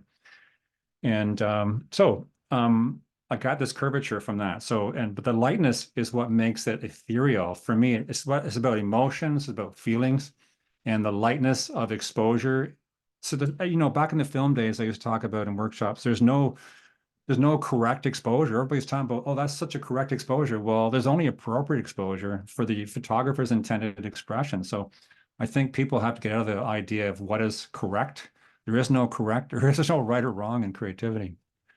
So this is another motion study in Japan. And I managed to get a couple of trips into Japan, broken up by the pandemic. But yeah, so these are vertical panning on the trees, on the bamboo trees, but this is a double exposure. And I didn't put it in the multiple exposure section, but this is, so this is more about movement, but I've also been experimenting, like I said, I have multiple exposure modes on my cameras forever. And I will often do double exposure setting on my multi-exposure mode, which is just one button push. I don't have to go in my menus much at all. Just everything's on the back of my camera, which is so nice. So with my new system now, I feel like I can be 95% creative and 5% technical, because I don't really use a lot of these things in the camera. So anyway, I'm doing double exposure of movement, and that's why it's not as clear a delineation between the spaces, because I do this handheld and I want that organic feeling of movement handheld. Now, if I did this on a pivot on a tripod, which is fine, I would get very linear lines. And I want this echo overlapping organic quality that I get from hand holding on the movement. Now, I will show you ones that I do in multiple exposure with the tripod, which is a little bit more controlled. So it's about feeling, right? So it's all about feeling. The sumacs on the left here is, the same as the forest. I've totally gone with no focus at all and no structure really. And most, I could just see the score and get in a camera club. I'd probably get like a 3 out of 30 or something like that on that. But that's good because I would compete for the lowest score. And the other one's bonkers, the one with the colors. And I just love that stuff. And I mean, like I said, I don't care if people don't like it, but I like to experiment like that. So there's something about a poetic feeling to that very spring-like image on the left, or sorry, on the right. Yeah, and I remember people saying to me, "Oh, something has to be in focus." Since I was a kid, I never liked to be told what to do. But and I mean, obviously, I'm not trying to be a rebel that way, but I think that yes, I understand maybe having something in focus, but I like something about this feeling that you get from this distillation of color and shapes. So this is also a motion study. And now what I'm doing here is, I don't know how good this is for your camera, but I'm with a telephoto lens, maybe around 200, 300 in that sort of area. This is a springtime landscape. And in fact, this will be happening near where I live sometime soon, when the stuff starts blossoming. So I'm just jiggling my camera. I'm trying to move the camera in a circle. And if you look at the bottom mid part, you can see circles of highlights. You can see the pattern of my movement. It's really hard to do. And it's more difficult with a telephoto lens because you're amplified your vision so much optically that any motion is going to be sort of exaggerated. So it's like, here's what you're trying to do. You're trying to hold the camera steady and in a circular fashion, but it's very, very hard to do. And I can't even imagine what someone would think if they saw me standing there doing that with my camera, especially with a tripod standing beside me. Yeah, so anyway, but this is really about distillation and about distribution of color. Now, here what I'm doing, I'm using a slow shutter speed, so it's time is motion. So backlighting on this willow tree on the Lake Ontario, I'm positioning my camera such that I'm blocking the sun behind the tree, so I don't have lens flare, but I have highlights. So during about 1/6 of a second, I'm zooming the lens. And I'm hand holding this because it's organic. Now, if I was on the tripod, which I also do, if I did this zooming on the tripod, I would have these lines very, very delineated and straight, radial lines. But I kind of wanted this organic feeling of this imperfection. So I'm kind of like shaking the colors a little bit, and it's a little bit of blue sky going on there. So anyway, that's just an experiment, and I kind of like the feeling of it. And the right-hand image, I'm using a slow shutter speed, probably about 1/4 of a second, and I'm zooming, and I'm keeping the tree down the center. So the tree doesn't change much because it's right dead center. What happens most is things on the edges get exaggerated. So, and I normally zoom from wide to telephoto. I can't remember which way I do it now. You get the same effect. The only difference is you control the beginning by starting at telephoto. Yeah, okay. I start telephoto and go wide. I just remember that now because I do it without even thinking. So as I zoom to a wider, it's exploding the highlights. So that's what you're seeing on the right-hand side. And it's quite interesting. Now, you could do it on a tripod when you have light coming through the trees and it looks just like morning mist. You can get this beautiful delineation, which you get in natural state as well. But anyway, there's both ways to do it. There is no right or wrong way, and I'd really encourage experimenting. On the image on the left-hand side, it was just an up and down, a very vigorous up and down, because I remember I didn't have neutral density filters with me. I couldn't get a slow enough shutter speed, which I normally like to work in, like a 1/6 or whatever, because it was quite bright out. And that's blue sky behind these trees. So it is a very violent sort of movement. So hence you can see the movement there, the hooks, right? It almost reminds me of a waterfalls. And it's really not a very special spot that I was making that photograph in. There's some trees against, yeah, it's something, another way to express ideas. And more on the terms of motion, now we're working with tripods, and the movement is coming from the water. So on the left-hand side, this beautiful lyrical, over time, this is where neutral density filters are useful, because you can control a longer time if you have a too bright light. So in that situation with a sunset on the left-hand image, it wasn't that dark that I couldn't get a slow enough speed. So, I mean, the first thing you do is to get slower speed, I drive my f-stop high, so maybe 11, 16, 22. I don't go to the very top, but maybe as high, almost one stop down from the top aperture, depending on the lens. And then I would move my ISO down as low as possible. For me, I default at 64 ISO, but I can go sub from that too if I want. And then I have a certain reading, and then I can use a polarizing filter to give me a little bit more, or I can just dig out as a last resort my neutral density filters. So that all said and done, that's what happened on the left. And over time, like about I say about funny, don't I, to Americans. So that movement of color over that time, which I believe is close to 30 seconds, I think it's around 20 seconds. But all that mixing of color is magical, and you don't quite know what you're going to get, but it's just so addictive to play with that stuff. On the right-hand image, it was made without a filter because it was getting so dark. It was almost at the end of the day, and I was photographing down from, I was actually going to dinner in Newfoundland at the end of the day. And of course, one more picture I have to make, and that was from where the parking lot was. I had the 300mm lens looking into the bay, and I saw this bit of an S curve happening with the rocks, and the sky was just wicked sky from the sunset, and it was just reflecting over that 30-second exposure. So it's very melted. The water is extremely melted.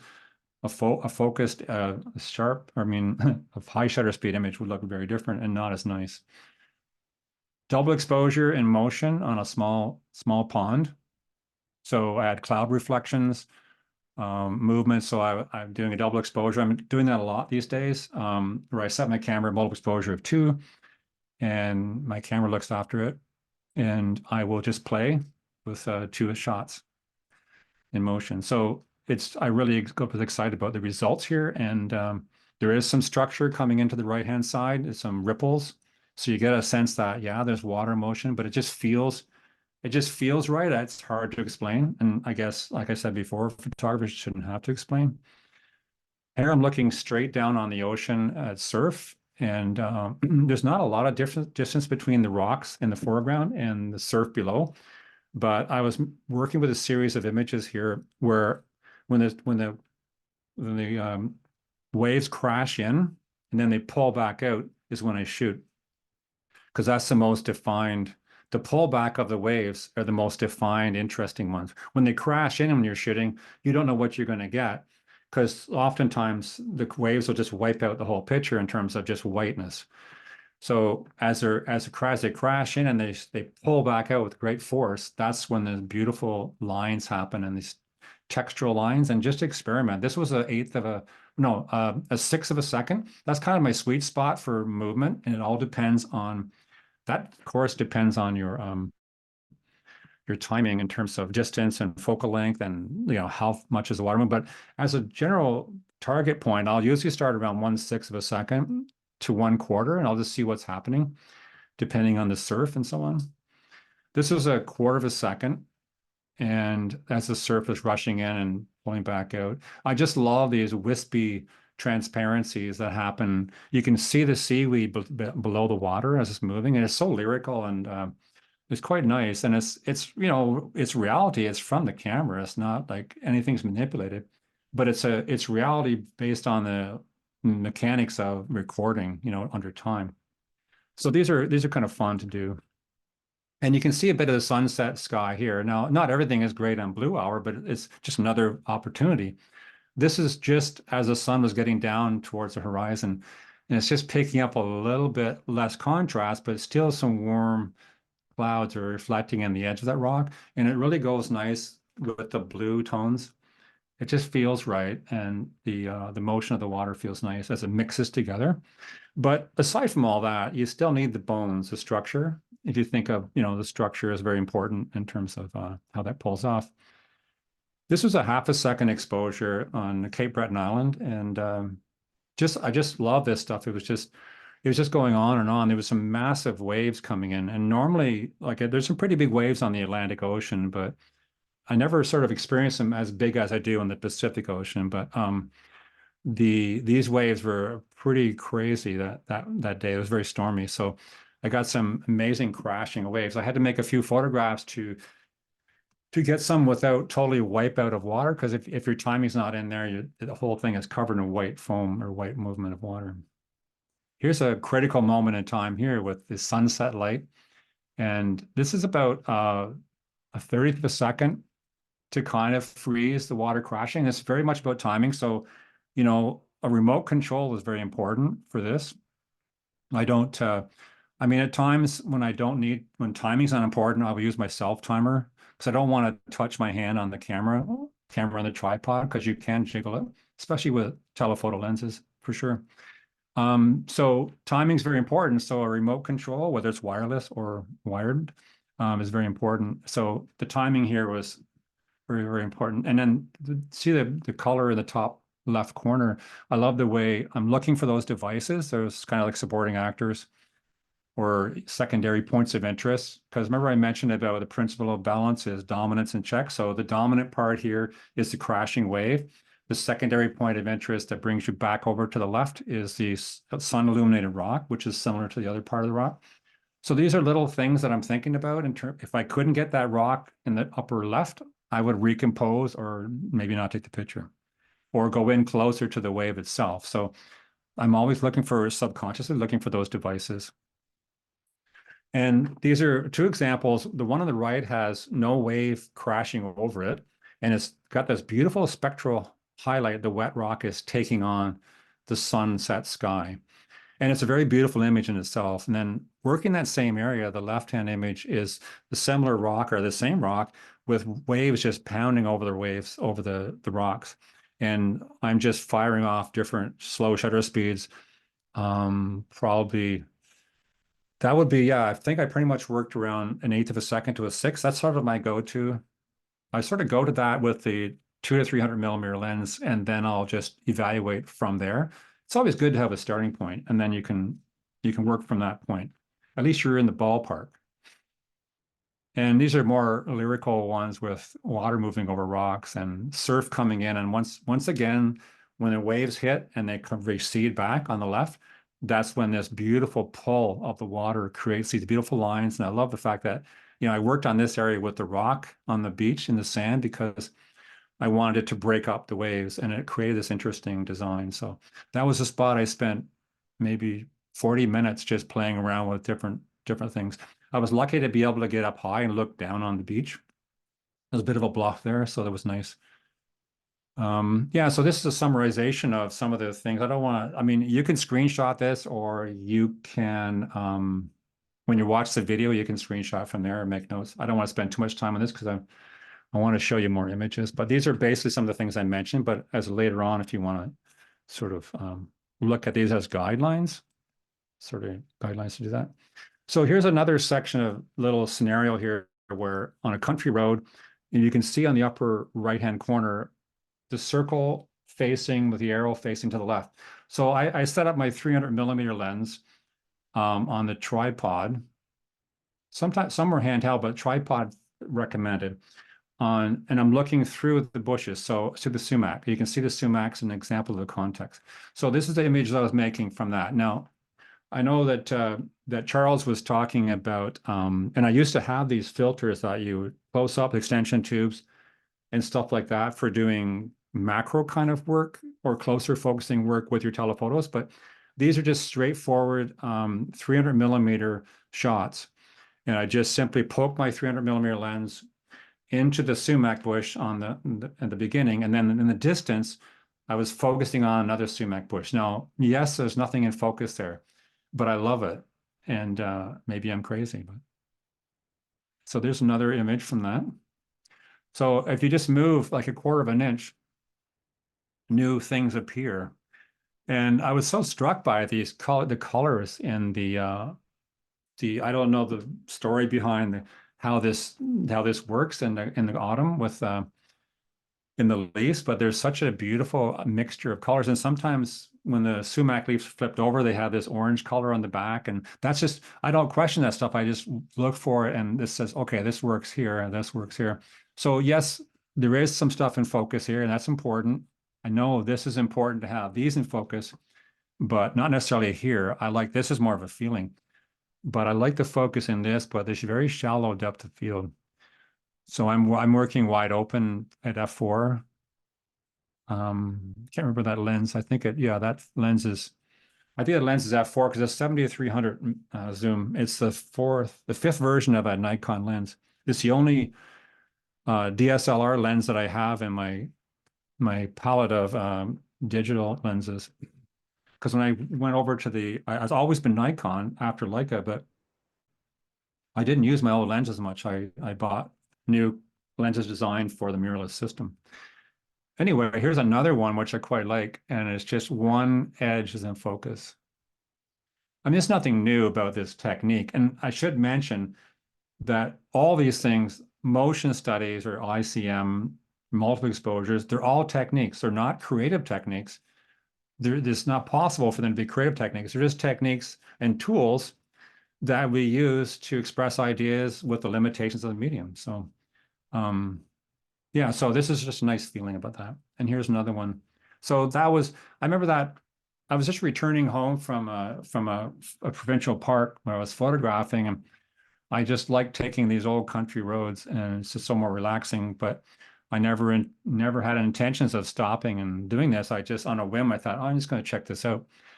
And I spent over an hour, and I just came home and I felt like I was on a holiday. So it just proves to you that photography and engaging in creativity can be so amazing. So cool. This kind of reminds me of a sunset behind the leaves.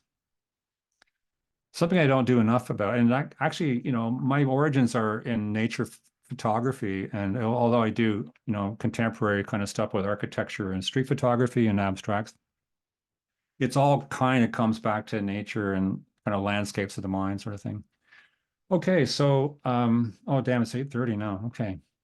Multiple exposure. I'll just keep rolling. So I know, as I mentioned before, Charles covered this in really good detail and some great examples of how to do these things. So I'll just show you a few. And I find for me, I'm starting to do them on the tripod again because I had to learn all over again with the mirrorless camera because on my D800 or D850, I had to, I just did the multiple exposures and I didn't see what I was getting until the end, and then it would develop and show me. And before that, I learned most of it. I've done thousands of these long before in film when I didn't see the results for 2 days or a day and a half or whatever. So I already kind of learned multiple exposure long before I got to see the results. But boy, it's sure nice to be able to see what you're getting right after you do it. So it's lucky times for those who are trying it with digital cameras that you can see the back of the camera. So I find that contrast of color or contrast of tone is very important to get this pointillism. This one, as you can see, and just remember, don't move the camera very far between exposures. So if every one of these images are sharp focus and deliberate focus and rotated on the tripod, I keep the ball head a little bit loose and I do the rotation that way. So because of now that I didn't know if I could even pull this off, because with the Nikon mirrorless, every time I shoot, I see a ghost of the first image. So I've never had to do that before, but it's amazing how we can adapt to anything. So now I've adapted this whole thing where I can see the ghost now, so I can actually see the results as I'm building this multiple exposure. So these are about 8 or 9 exposures. I had this habit of doing 9 all the time because I used to have to do the square root of 9 is -3 compensation on my film camera. And it's this weird arbitrary thing that even though I can do 10 exposures, I do 9 or I do 6 or I do 3. So here's some more examples. Now, if you focus on something outside the center as you're rotating it, you create this centrifugal kind of whip in the lines. So I know Charles demonstrated that a little bit, and that's a good. I've always liked doing that, and it's just kind of gets you out of that circle. And if you want to get that circle out of the center, so you just have to concentrate your eye on a fixed point. And as you zoom or as you rotate, keep positioning that again in that same point. You got to really concentrate. That's a bad time to start talking to somebody when doing that. But I love the distillation of color. This one is black and white. I quite like this too. It's very, very sort of helter-skelter, a bit different. But just another example. As one person explained to me, this hillside in spring or autumn is actually very similar in the autumn and the spring, but there's a little bit of light hitting it. So this is a multiple exposure of 6 and on a 400mm lens. So I get a kick out of this. Now you either love or you hate this stuff because some people would say that's how it looks like when I take my glasses off. And it's sometimes jarring to people, but I kind of like the distillation. There's a very beautiful feeling about.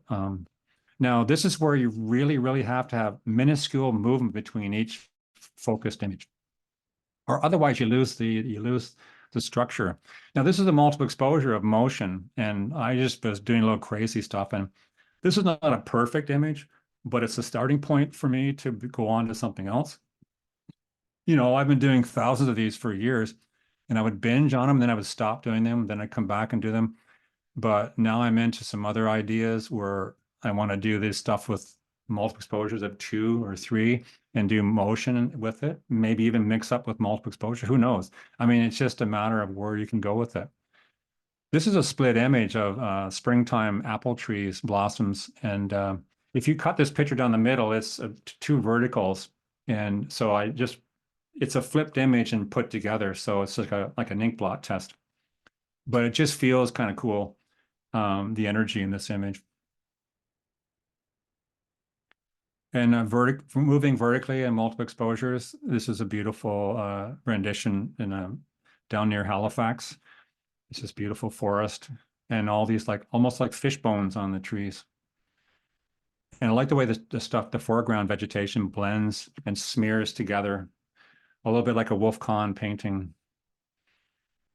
And this is very colorless, but it is a color image. And this is the Frontenac Park and the forest and hardwood forest. And this is a multiple exposure moving very slowly upwards with a 400mm lens. I'm finding that long lenses really help isolate forests like this, the lines in the forest and the trees. I'm currently, I want to get, there's a Nikon mirrorless lens that's designed for the mirrorless. It's a 100 to 400, and I want to get that, but it's a little expensive. But when I use to get 400 with my 300, I use DX mode. So I have about roughly 50 megapixel files. So when I hit the button for DX, it gives me 1.5 times the magnification. So I can get 450 mils out of the 300, but I have half the megapixels, which is, I don't really care because, you can do amazing 20 by 30s with 25 megapixels. So anyway, technical stuff. And this is a beautiful blend here in Nova Scotia in the fall. It's a Cape Breton island. And all the huckleberry bushes on the bottom of the forest with the birch trees. It's just a beautiful blend. And I'm very influenced by Wolf Kahn pastel paintings. And I have a list of painters and photographers that inspire me. So that'll be on these plates. But I just love, if you squint your eyes at this as if you need to, you can see the distribution of color and those punctuations of lines. You can still see it's trees in a sense of forest, but it's more like a poem of a forest as opposed to a literal interpretation. So, I mean, it may feel right to me and it may excite me, but it may not excite someone else. So this was an old films shot from a workshop in Muskoka near Algonquin Park. And these are birch trees. And moving vertically with 9 exposures. And the right-hand image, the trees are straight, but I was actually moving the path of my camera in an arc. So I was actually bending the trees in the multiple exposure. There's no end to the possibilities of thinking about how to apply these techniques or tools to achieve a certain thing. Now, here's a circular rendition. So this is very circular. And it's almost a pinwheel kind of thing. And it's interesting with the wider lenses, you get more of a accentuation on the edges. So, and here's an example of the right-hand side as the reality part. I'm not necessarily think either, I don't necessarily think the multiple exposure is that great, but it's interesting twist, no pun intended, on the exposures. I think there were 9 exposures as I'm moving the camera in a rotational way. So it's really beautiful outside of Halifax. It was called the burn, where the forest was burned, and it's all these sort of dead trees with the huckleberry leaves in the fall, and it's really beautiful structurally. And this is obviously a flip mirror image. I just like the way this presents as a multiple exposure going back, rotating the lens, of course, and, fixating a little bit off center. There's no rule about that. It's just a matter of how you want the form to play out. Right? And the same example here with fixating on the on the left side. I'm fixating on an area in the left-hand corner of the picture. And I'm this is with seeing each one with a new mirrorless, I can see the ghosts of each shot. So I can very meticulously, slowly build this picture. And, I think I like to use at least 8 or 9 exposures to get this kind of thing, in my experience. It depends, but look at the backlighting. It's very strong backlighting. So, and here's another example. I just sort of, this country road, you can see the boxed off area of the black tree against that. So these multiple exposures, there's a straight photograph to show. I just want to test the contrast and the blackish, inky black tones of the tree. So here's a multiple exposure closer in of 9 exposures. And here's a little wider lens, not as opposed to, going in with the 300. This is more like a 100. And, it's almost like the windshield wiper effect, where the very bottom of that tree, I would fixate that point as a pivot point, like a windshield wiper.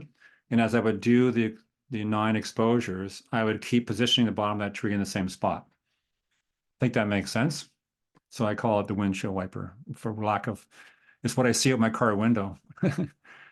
So I love the blending of colors. This is a multiple exposure of 2, and this is like the old Orton technique, where you would take one in focus, one out of focus. It's obviously developed to be very high key. I wanted to desaturate the greens and not overexpose the highlights, but just take it to the edge and then not too far. And this is really getting deep. This would be a beautiful print. This is a multiple exposure. So what I was doing here was I took 4 exposures of the birch trees against the forest. Then I swung my camera over to the marsh and I photographed this vegetation with this little yellow bush. And I did 4 more exposures. So it's 4 and 4. Could be 3 and 3 or 5 and 5, whatever. And not moving the camera very much in between, but it's amazing the distillation you can get even with a few exposures. But aside from all that technique, you still need a composition. You need the distribution of those colors, the areas of green, little bits of trees. It may push this a bit far, but I think it's a nice feeling to it. And you can see the rotation going on here, where the grasses became more accentuated to rotate than the actual trees. It depends on the tonality of what you're working with and the contrast. And also because it's sort of in the center, it kind of emphasizes it too a bit more. So this is just experimenting, but I kind of I'm really into textures and the weave of grasses and the muted colors of November and stuff like that. I'm kind of a weird guy. Like after autumn, I like going out in November and photographing the muted colors. This is in and out of focus. This is like the Orton technique. By the way, Michael Orton's from Vancouver, Canada, and he didn't coin that phrase himself. It was another writer for Photo Life magazine that called it the Orton technique. He was a bit maybe not embarrassed about that, but he just didn't like I don't think he was comfortable with the having it named after him. But anyway, it doesn't matter. But so in focus, out of focus, and what happens with the glow part, I used to do this in film all the time. I would, the highlights glow more than the darker tones. So as the tones are darker, they become less affected. So that's why that sort of stands out. These kind of dead branches really stand out as glowing. And that's because of the out of focus and in focus. And of course, to maximize that, the out of focus part to visualize it, if you have it stopped down to 22 or 16, you're not going to get that same softness. So you have to be careful about the visualization. For me, I used to do all that all the time, but what happens for me now is I can see the ghosts of the other ones, so I can very much fine tune the glow of that. So another multiple exposure, you can see this one I did back and forth. So I went, I would go like left, right, left, right. So let's say 5 to the hour, 5 past the hour. I would do each shot, one side, the other side, each side, and it would sort of back and forth. And you can see this mix up. Because if you go one direction, you'll get this continuous sort of flow. But here I'm just sort of shaking up the colors and the textures in the autumn time scene. And another one, bending the movement of the camera on the bamboo forest in Japan, a little bit wider angle lens, but I'm moving upwards as I'm just bending. I start on an angle, like the right-hand side of my camera is dropped, and then I'll start, because I don't want to start level because I'll go off level. So I compensate by being dropped the right-hand side of the bamboo forest shot, and I would shoot 8 exposure or 9, and I would keep going so that I kind of end up in an equilibrium of space. Anyway, and here I moved in a multiple exposure in the direction of the vegetation. So it was kind of harmonious with the content. Like, you move up and down with the trees trunks, that is kind of with the content. And then the grass is on the ground. It's very much a lot of fun with that.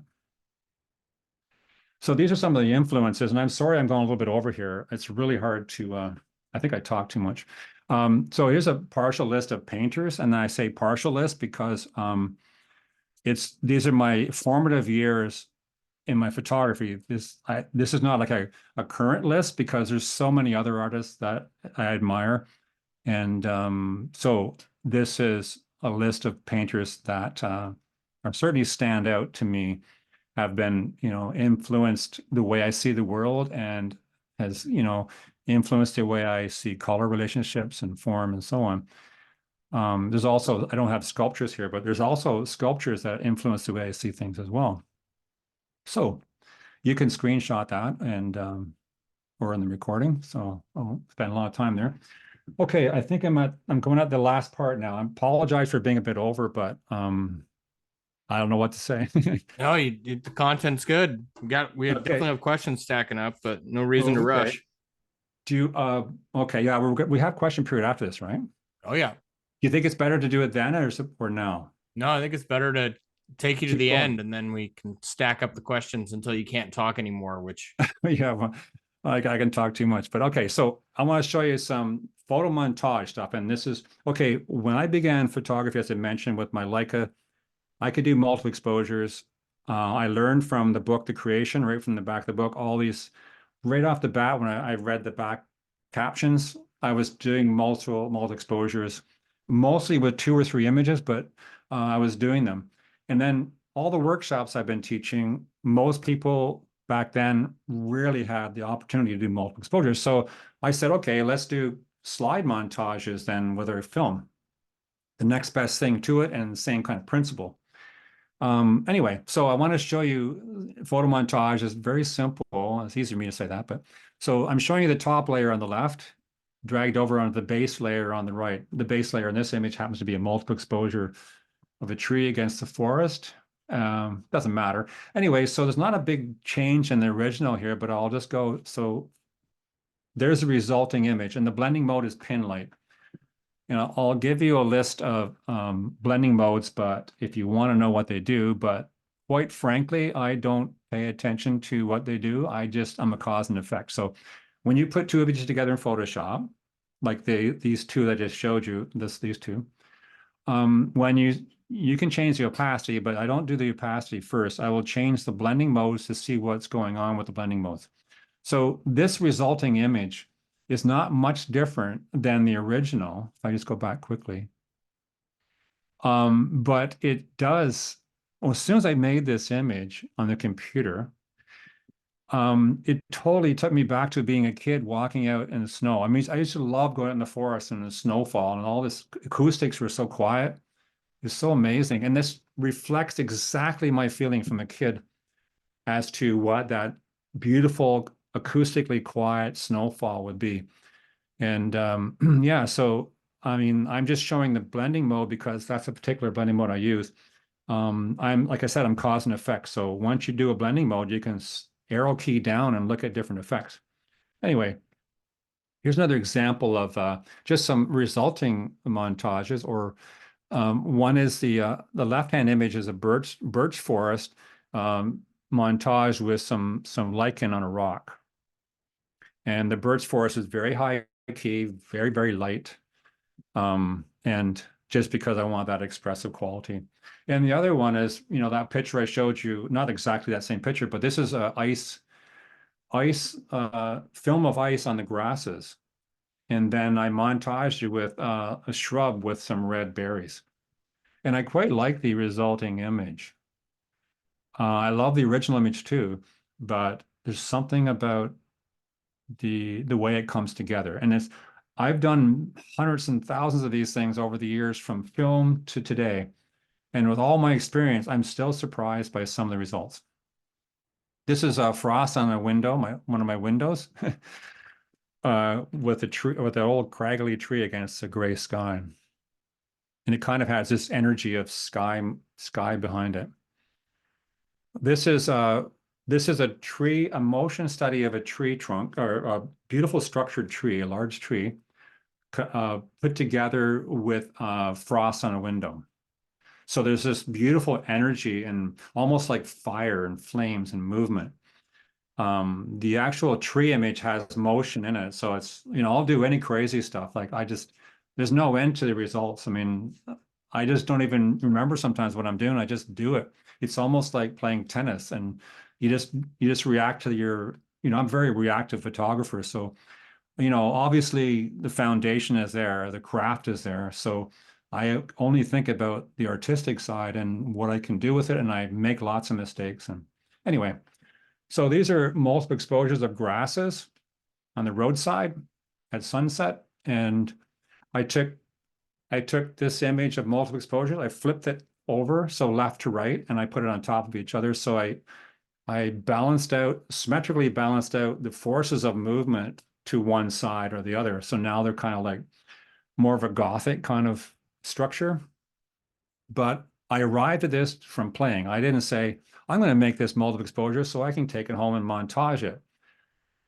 I just play and play with a camera, and then I play again on the computer. So I really don't have a plan. I mean, if I had a plan for anything, I would never get anything, and nothing would ever work out. I don't think anything I've ever done or anything I'm showing you is not resulting from a plan. It's resulting from being totally spontaneous. That's as honest as I can say it. So remember those sumac trees that I was showing you before, and that's the 300 millimeter lens. This is the base of this image, but it's montaged with grasses, motion of grasses. And it's the blending modes that give you this amazing blue, cobalt blue, and turquoise and greens. That's just beautiful. And it doesn't matter. I mean, like Freeman Patterson said years ago, it doesn't matter how you made the picture. What matters is that you made the picture. So think about that one. So back in my own city, you know, because, you know, I don't wait till I can travel to take pictures. I'll go out for a couple of hours just to a city park or whatever, just to get in a workout, you know. And so here I'm on Lake Ontario. I'm panning the trees, and then the sun was setting because I had sunlight behind the trees. So then I swing over and I pan the grasses that are beside them, and then I put them together. And it sort of homogenizes everything cohesive together. And so they're both vertical grasses, vertical trees, coloration on both of them. and they blend together to make this image, and I'm really excited about it. And as much experience as I have, as I mentioned, it's exciting to see this evolve on the computer. It doesn't take any, I'm not a huge rocket scientist in Photoshop, but I can definitely do basic layers and stuff like that. So this is a double exposure motion. So camera on the tripod. I'm using about a quarter, maybe a little faster than an eighth of a second. And the water is kind of gently moving the reeds, knowing that, if I want to get this sharp, I'd have to really go high shutter speed, but it wasn't moving extensively. But so I know it's going to move a little bit. So this is a double exposure. And so I have the blending of the water and the blending of the reeds, but I don't lose the reeds from focus. They're still there, right? So photomontage, diffuse glow. These are composites using two images in Photoshop layers, applying a blur to the second layer. And that's kind of like the Orton technique. You remember that? I mean, I think even Photoshop has some kind of mention of Orton. He should be getting royalties on that. But basically what it is in focus, out of focus. And so you can do this, you can take an ordinary, well, in the old days, I would do it in the camera. I'd put them together. I'm doing the same creative thing. I'm just doing different technology to get the creative idea there. I remember people saying, "Oh, we did this stuff in film. What are we going to do in digital now?" But you can. So you could take a focused image in your files, and you can make a out of focus copy of that image, and you can put them together in layers and create a similar effect as this. So this is a this is in Savannah, near Savannah. One of the plantations, and these are swamps, and these are beautiful old trees and springtime. It was so beautiful. Now, just very nice. I have focus photographs of this, but this is a bit more poetic to me. It's a bit more ethereal. So these are the ones I talked about, these variations in glow. So if you want to screenshot this or record it later get it from the recording. Like I said, I don't consult this to know what I want to do, but it does describe for people that are beginning the kind of effects that you might get. But I'm more of a cause and effect person, so I'm a hands-on experimenting. That image, by the way, is made in Texas, Texas Wildflowers Workshop, many, many years ago. And that was on film. And that was right out of the camera. I would take one in focus at f/22, and then I would take one quite a bit out of focus at f/4 on slide film and put it together. I did thousands and thousands of those 30 some years ago. This was done more recently. That same technique, in focus, out of focus. And like I mentioned, I can see the ghost of my second exposure. So when I do that softness, I can really control it. By the way, you can also really control on your computer as well. If you're not seeing what you're getting, it's a little bit less control. But they're all the same ideas, but there are different ways of getting there. So photomontage using two or more images in Photoshop layers, and they may not be the same image. So it's not a out of focus version, right? So in this case, the Tuscany, this is a field of poppies, and it's layered with a texture of water on glass. And yeah, so that's an interesting effect. Nothing new about this. Everything has been done since the late 40s in photography, and we're just playing with different techniques and tools to achieve our own vision and dealing with limitations. Okay, back to some more examples of layers. So the left-hand image is the top one, dragged on top of the bottom base layer on the right, which is an edge of a forest in the late November. So these two together, with using exclusion blending mode, you see it turns the rusty leaves in the forest to almost a bluish color, but it so much reminds me of some encaustic paintings that I love. And I don't know, it doesn't really matter what I say, but all I can say is that I just love the feeling of this and the sort of etching kind of quality. So it's amazing. With different blending modes, you get different effects. So you can see what's happening there. Okay, so the shrub with the berries and ice packs. This was a couple of years ago when we had ice in the winter, and the crushed ice was building up in the bay. So I'm carefully looking straight down, and there's nothing wrong with that image on the right as a picture on its own. But I was experimenting with montage. So I put these two together and I have this with this blending mode of lighten. Now, immediately when I did this, I thought of a Jackson Pollock, another artist that I'm extremely influenced by.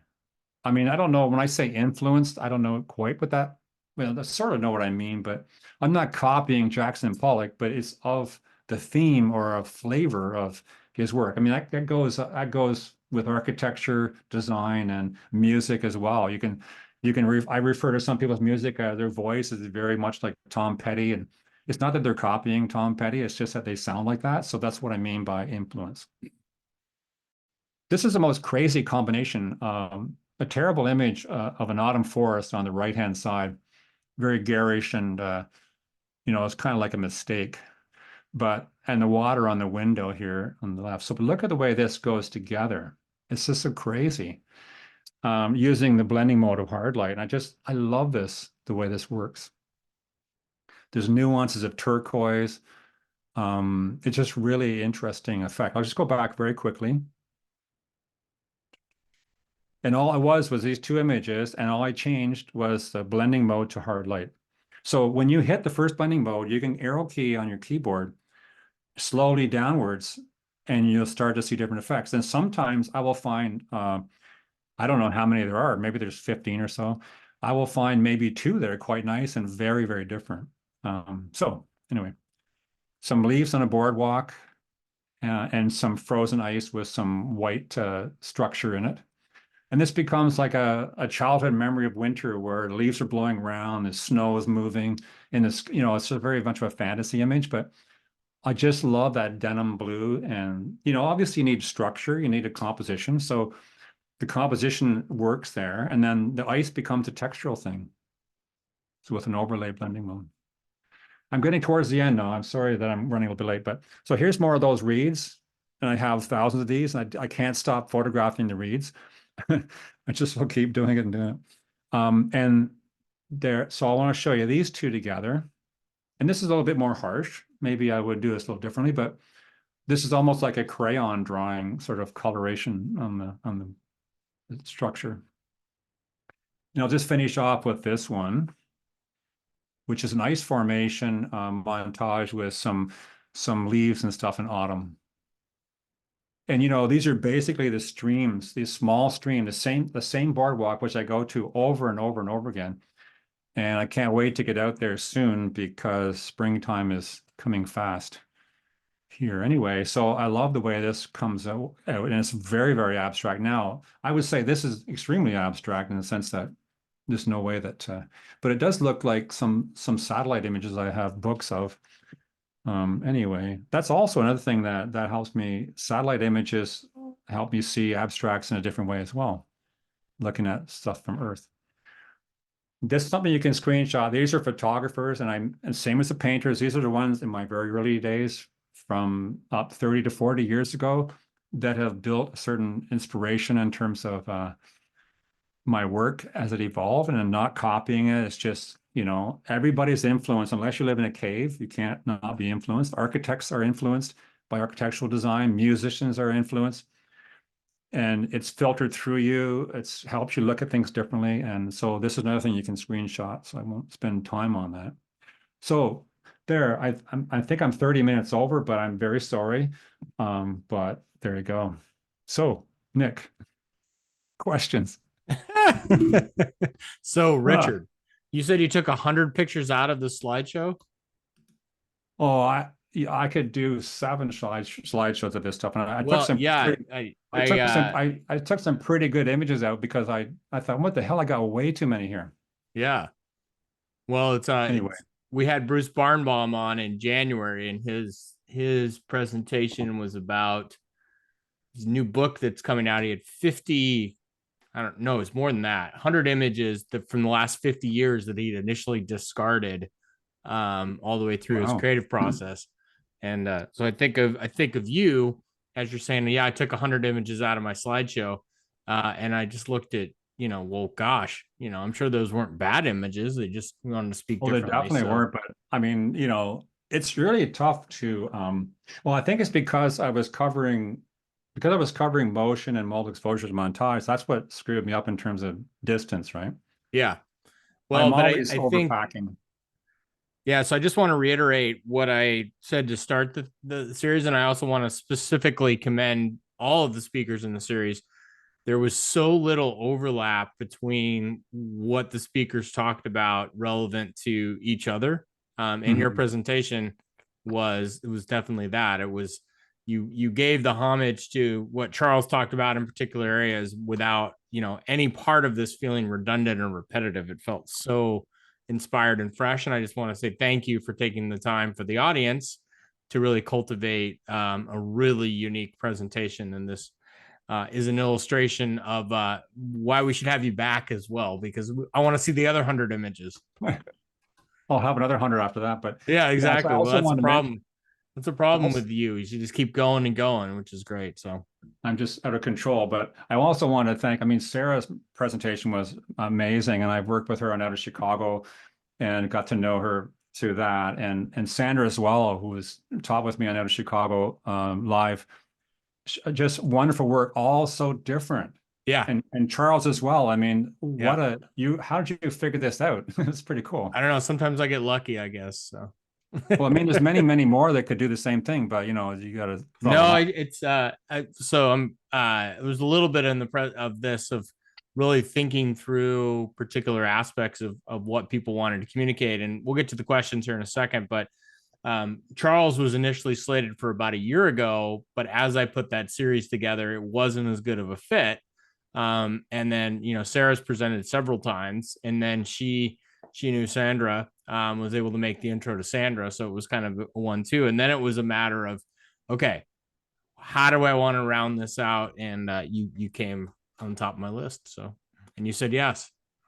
Well, I really enjoy them. I'm obviously I couldn't get them all live because I was traveling and so on and so on, but I did carefully, totally watch all of three, and so good. I mean, so Yeah. amazing.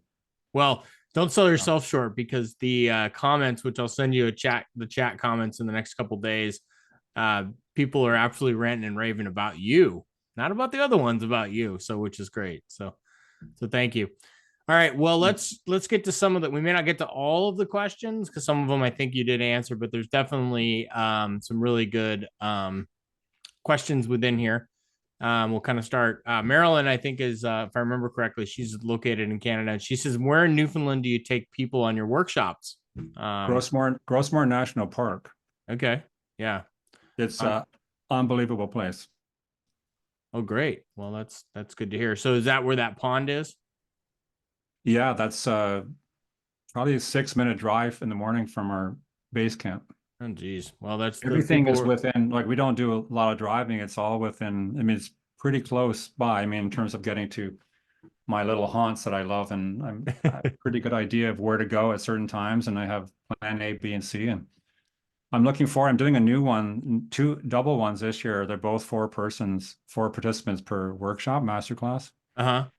So that's in September, and I'll probably be doing more of those. I want to do more small scale masterclass type stuff for people that are really as crazy as I am about photography and really dedicated to it. So taking a deeper dive into stuff. Yeah. Well, that's great. Well, there's a couple questions or comments as well about running workshops, and I probably would say the best way is just to be on your website or follow you on social medias to know see Yeah, media well, to what's coming up. I'm terrible. Like, I feel like my website is like an abandoned building, and Eric Bennett is always on my case about, Richard, you got all this beautiful stuff on Instagram. I want to see it on big screen and I said, yes, I'm going to get to it. But then I'm always traveling, always doing something else. It takes a Yeah. lot of time to prepare presentations and talks. And I'm getting a lot of requests these days, a lot. So I just got to manage my time better, because I could literally do stuff all the time, but I have to be careful with my Yeah. time and my Well, energy. this audience certainly is appreciative of your time all the way through. So Brian asked, do you ever, in the images, do you ever arrange the rocks and twigs and other stuff within your scenes before you take an image? Never. Yeah. If I do anything, there might be, let's say, like in a shoreline, there might be a piece of seaweed that's that's pushed over a rock. I might just pull it to the side a bit. And but I can't even like I don't even like first of all, I could never put something in the in the scene. I cannot do that. Not because of ethics, it's just because I prefer just to work whatever's randomly there. But Yeah. I will pull out a little piece of grass or a little distraction or maybe a pebble that got kicked in or whatever, because I'd be retaking it out in Photoshop after, but I don't want to necessarily spend the time doing it then. But I get it as much as I can in the camera. And I'm not judging people who do that, who arrange things. I'm not judging people at all. Because I've seen some amazing photography where people would take things from nature and photograph them on a light box or in a studio. Yeah. And I've seen amazing because their design sensitivity is so good. But yeah, so the shorter answer to that, no, I don't. Oh, good. That's fine. Hmm. I like this one from Mike. He says, I tend to an anthropomorphize. I sometimes trip over that word. Abstracts like this, looking for features that might look like animals, etc. What would you suggest I do to avoid that? Yeah, I never do that, and I always get like always say, "Damn it!" If someone tells me something looks like something, I can't unsee it. Isn't that does that happen to you? I don't know. Yeah. So I don't know what to do about not seeing that. Cheapers. I prefer not to see it, but sometimes it's you just I have ice formations that look like mass, like Goldie mass, you know. I try not to see that, but I don't know how to say not to see it, but that's really tough. Like people talk about clouds, they see things in clouds, they see things in rock cliffs, and Yeah. you know, and it's funny though, but I'm not judging people who see it or don't see it, but I actually don't know how to say how not to see it. I really don't, because try Yeah. and train yourself from not seeing it, but Lobotomies or something. So, yeah.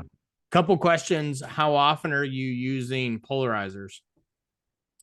Um, okay, I use a polarizing filter all the time when I was shooting film. I don't like the word shooting, but when I'm making images with film. Yeah. Um, and then as soon as I switched over to digital, and I thought I was the last person to ever do that. I think it was 2016 or 2015.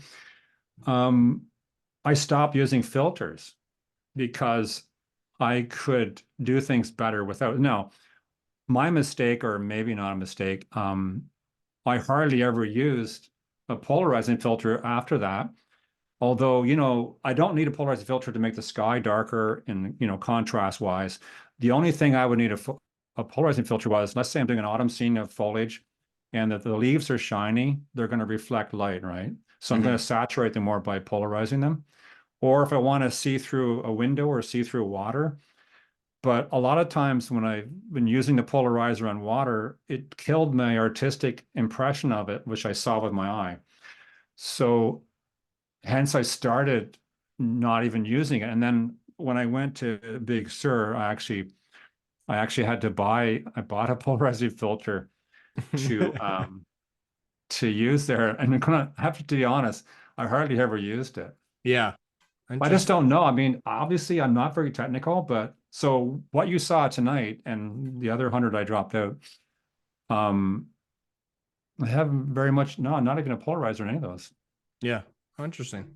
But you know, but the thing is, I shouldn't be saying. I know I have a good friend who is an amazing photographer, and he always uses polarizer. So we're two different people who do decent work, and we have totally different approaches.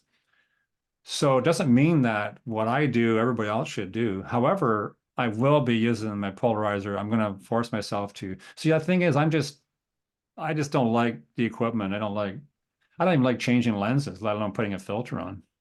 Gets in the Not that way I'm of the lazy, it's but you got to you seem to find your flow state better than a lot of people, I think. So, I keep it. It's amazing how simple I work. It's unbelievably. People think, "Oh my God, if your pictures are like this, you must be very complicated." But it's radically simple the way I approach photography. I mean, even though my camera's sophisticated and has tons of stuff on it, I only use 6% of the functions. yeah. Well, the important ones, which is good. Well, Um yeah, I suppose. Yeah, Linda asks, in addition to being inspired by art, and somebody asked as well, are we still going to do the image review? And the answer is yes, the image review is Yes, still coming. So yes. we'll be going over time tonight, but I'm it's sorry recorded about if you that. need I'm to really sign sorry. off. So At least they have the recording, right? They can Yeah, always watch the yeah, they recording. Okay. can, if people need to sign off or whatever else, they can come back and watch the image review later. Okay. In addition to being inspired by artists and paintings, do you paint yourself? Linda wants to know, and if so, what medium? That's a good, I used to dabble around, and I did a lot of drawing and pencil drawing and stuff as a kid. And I played around with watercolors and which is very tedious, and also acrylic. But the thing is, I am so bad at time management that I can barely even run a business and process my work, because you wouldn't believe the number of years of trips that I haven't hardly even processed the pictures at all. Oh, I believe you. Trust me. I Oh, got an I entire think I'm hard not the drive only full of one. them. So given all that, and I want to learn how to play guitar and all this stuff, I don't even know when I can do all this and only have so many years left. But at least I'm not bored anyway. Oh, good. Well, So yeah, I have dabbled in painting and sculpture a bit too, but it's never enough time to sort of follow through, because I have to keep reminding myself I can't even get my images processed. And sometimes when someone wants a print from something they see on Instagram, I have to go looking for the file, and I'll find a gold mine of pictures within that year. Think, oh my God, how did I miss all these pictures? I didn't even know I owned them. yeah. So yeah, so I don't know. Time management is I know a lot of photographers I've talked to have the same thing. I mean, it's all about prioritizing and stuff too. Yeah, you Just need to have so hire many ideas and an stuff. assistant, Richard. Yeah, well, I do, but I still I have to do a lot of the stuff because there's certain things Yeah. that I can't leave to somebody else. But um, so at least I'm really excited about, and I have so many ideas, and I'm just typical. I'm just prototypical artist brain, right? Yeah. I'm Awesome. all over the place, but I'm very serious about composition Yeah. and So playful at the Lou, same time. yeah. So Lou says during your presentation, you had several images per screen. Are these actually presented as diptychs, as prints? He sees a number of connections between them, either in color or form. Um, so didn't know how you were approaching some of those in terms of how you Yeah. presented those ones. Yeah, that's a good question. I'm kind of a wannabe graphic designer. But no, I don't have those. That'd be a good idea to frame those kind of things together. But it's kind of like book design. And maybe I'm putting these together because of the economy of space and number of plates I'm showing. Also, I like the way they go together. So sometimes a picture can kill each other if they're the wrong structure and color. But book design, I mean, it's like book design. Okay, back in the days, okay, 25 years of shooting with film, I did a lot of one-day seminars from 9 to 5, 4 different talks divided by coffee break and lunch. Mm-hmm. And I would do audio visuals, and I would do music and images with twin projectors. And I put a lot of thought into what went beside each other. And that's almost the same thinking as book design and layouts, right? Yeah. So that stems from that. And by the way, I have a lot of books I need to be doing, and I've got a lot of people on my case about it. Yeah, you got a couple people here on your case about him for books. So Yeah, so I have a lot of material, a lot of yeah. material. Well, good. Well, hopefully it doesn't require another global pandemic to get you away from not photographing to get a book out or something. No, I think it's brewing right now. So I made a lot of good connections over the last few years with out of Chicago instructors, and a lot of support from them and from the UK, and a lot of encouragement and very hard pushing on me doing this and this. But so Yeah. Well, good. Well, need more hours in the day. yeah, exactly. So, all right, I want to take one more question. There's some other ones that are kind of covered a little bit through the presentation, but I like this one from Mark. He says, your comment about composition and the straight image being an important foundation for the abstract image created was very helpful. Are there certain compositional aspects that you especially watch for in the abstract image? You mean in terms of would that be in terms of making it like a multiple exposure or montage or a straight I abstract? think it's just a straight abstract. I think he's acting. Mark's asking specific to, Okay. are you looking for any sort of principles in terms of how because your images are very intriguing in a lot of regards, and is there a particular compositional principles or image composition type principles, and not the rules as much as things you're No, looking for? that's a good question. I don't really think about it when I'm making pictures. I guess the best way to describe my image making is like sleepwalking. And seriously, I could photograph for a couple of hours and not really know what I photographed because I just do it. And if I was to overanalyze it, and I see this a lot on workshops, when participants overthink it and overthink it and overanalyze it, it really, really destroys the creative part. Yeah. So, okay, I can do that because I have all these years of studying and studying and dissecting paintings and drawings and photographs. And so it's kind of like when you're playing tennis and you want to put a spin on the ball, you just do it because you practice it and you don't really think about doing it. So I guess my approach would be I'm on autopilot and I trust my intuitive side.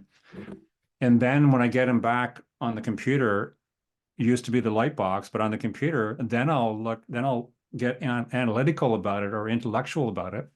And Mm-hmm. also, I also evaluate the ones that don't work for me as much as I do the ones that work for me because that's very important. Instead of just discarding something, trying to figure out why didn't it work for you, and that goes into the intuitive mind, right? I call it the educated imagination, and that's all part of experience. So I don't like to have certain preconceived things to look for because I want to be open to other things. Yeah. That's why I don't like rules because rules are predetermined and you're missing out on other opportunities by fixating on got to have a base on the picture. You got to have don't put anything important on the edges. All this BS that you hear all the time. And it certainly was modified for me by seeing painting exhibits and may not be famous painters, but I saw an exhibit one time where the colors, bright colors were all on the edges of the painting. I thought, wow, this is amazing. I remember being told you can't put anything important on the edge of the Yeah. photograph. I thought Yeah. that's when I stopped listening to all that noise, and it really helped me become stronger, I think, in my Yeah. work. No, I think it's a good the instinct following question. And there was a question related to, are you culling at home? Or are you more methodical in the field? And it sounds like you don't spend any time in the field culling your images. You just shoot, shoot, No, shoot, and I then don't and even then look back on my camera. I don't want the flow to be forward. I don't want to keep yeah, looking back. I mean, I might check a picture, obviously, yeah. very quickly, but I don't go chimping through to the back. I want to keep flowing forward. I That's don't good. want to celebrate what I just did because I'm going to be missing other things. Because usually I'm working with nice light and so on. And Well, it's we have in this day and age, there's a lot of people that suffer from FOMO, fear of missing out on social media, and it sounds like you have FOMO when you're in the field of what you're going to be missing out there. So well, I do, but at the same time, I don't make it very far in places. Like I always say that I'm seeing more by seeing less because I like to spend a lot of time in one or two areas. I yeah, don't get to those spots because I want to make more thorough about it. And I'm a little bit slow. I move pretty slow. And people used to say, well, when I'm using a 35 millimeter camera back in the day, they said, why aren't you using, I did have a large format and I had 4x5 as well, but they said, why are you being so slow with that? You should be using a large format then. Well, I don't know. These yeah. are silly comments, I gotta say. Yeah. Well, no, it's interesting, like the theme, and then we'll get into the image review right here in a second. Of Okay. Charles's, running theme was spend an hour with a flower, and I Hmm. think that it's funny how that's been echoing through my head. And then Sarah just talked about repeatedly in multiple conversations with her over the years of spending time in puddles and scum, basically, Right. and those types of things. And I think that's a common theme of really investing into the subject of the most interest and not snap and move on, or look for particular things. It definitely came through. So my logo would be discover the art of slowness. Yeah. Okay. Yeah. Slow the hell. Richard's going to be slow the hell down, I guess, Yeah, maybe not as catchy. So you get a speeding ticket. exactly. All right. Well, let's jump over into the image review. And for those of you that do need to drop, it is recorded. So you can catch up on it tomorrow. But I'm definitely looking Okay. forward to the And image review. and I do apologize because I don't have a script when I speak. I have to speak from the brain. That's dangerous, but I have to speak from the mind. Yeah. So it's Well, really hard to, but I kind of had this feeling going into it that I was going to be a little late, but I think it's I've never had to refund anyone's money for somebody going too long. So it's like there's I always want to give as much as there's possible. too much content here. No, I don't think anybody's going to complain about that. They can catch up later. I So think the idea that it's recorded, at least you can have a look at it yeah. after. So, all So, right, back to you. okay, so here's the image review. So I have a series here, and I put these in Lightroom because it's the best way for me to describe certain things like cropping or whatever, or even comparisons. So that's why I'm doing this. I'm not doing a tutorial in raw development or anything like that.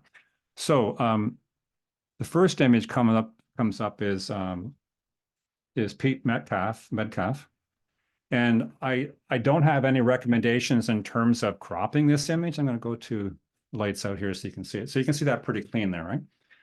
So I love the structure and the shapes going on here, the punctuation of this rock as it pierces through the ice, and the way the ice meets the rock delineates that edge.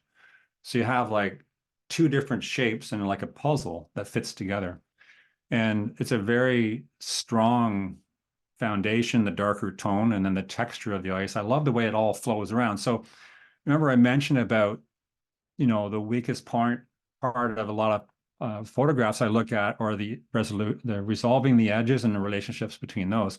So this is a good example of good seeing and good composition in terms of arranging the content in the picture space with a nice proportion. It tells a story. Um, it's somewhat abstract in the sense that it's not a full scene of a bay or something like that, but so a nice detail. I love it. It's really, really nice. So it's nice to yeah, so I'm gonna leave it at that. So bravo on seeing and this image. Just gonna go back to, and the second image I have to look at is Doug Leclerc. And it's an image of, it looks like reeds in the water and stuff. It was pretty cool, a pretty cool shot. And I wanted to show a couple of things here. And one um, is the exposure and a little bit more lightness. Remember I talked about the ethereal quality? Now, if I go up, I want to do this so you can see it a bit better. So there's the submission of the image that was submitted. And it's hard to say, I'm calibrated my monitor and everything. So I'm not sure what people are viewing these on. And in terms of, your own computer, I always tell photographers that instead of buying another lens to get a calibration system for your monitor. I'm not saying this is the case. Anyway, the point I want to make was I think that to start with, this now it's personal for me to say this, but I feel that the ethereal quality of this is improved by just going a bit lighter. So you can see that, right? And I'll just put this light set on this so you can see that nicely framed. So I think that's the starting point. Now, compositionally, I love the composition. I love the lyrical quality of the ripples. Very small point, but the edges on the right-hand side, you can see one of the reeds and its reflection is very close to the frame. It's always difficult when you're doing these things because they're moving. And sometimes it's a photograph from a moving boat or a canoe or a kayak or whatever. But that is just a small point, but it's something I want you to think about and think about the edges of the frame. Now, on the left-hand side is fine. It's close to the edge, but it's not, they're wiggly lines as opposed to a very sort of a darker straight line. So I'm not sure about cloning that out. Not sure about that. But what I also wanted to show was a comparison. So my only suggestion would be those two things, the right-hand edge and the more ethereal lightness of it. So if I go to comparison mode here, and I want to show this, and if I can get this bigger,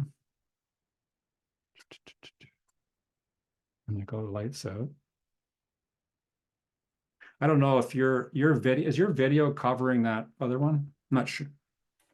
Or maybe it's just on Not my on my screen. screen. Oh, okay, good. It's just on my Yep. screen. Okay. So there's my other suggestion. Now the right-hand image is, as I mentioned, a little bit more ethereal, a little less, a little bit more, contrast and lightness of it. And then consideration of doing it, looking at it in black and white. I'm not showing this as trying to convert you to black and white. Um, I just want people to think about those expressive qualities of black and white and color and exploring those. That's another thing that not many photographers explore is the idea of black and white. And, I didn't show much of any black and white tonight, but I do a lot of black and white photography. So I like them both, but obviously I'm primarily color. So I think that makes sense there. So that's my take on that. So it's a beautiful image. So yeah, get this back to where it was.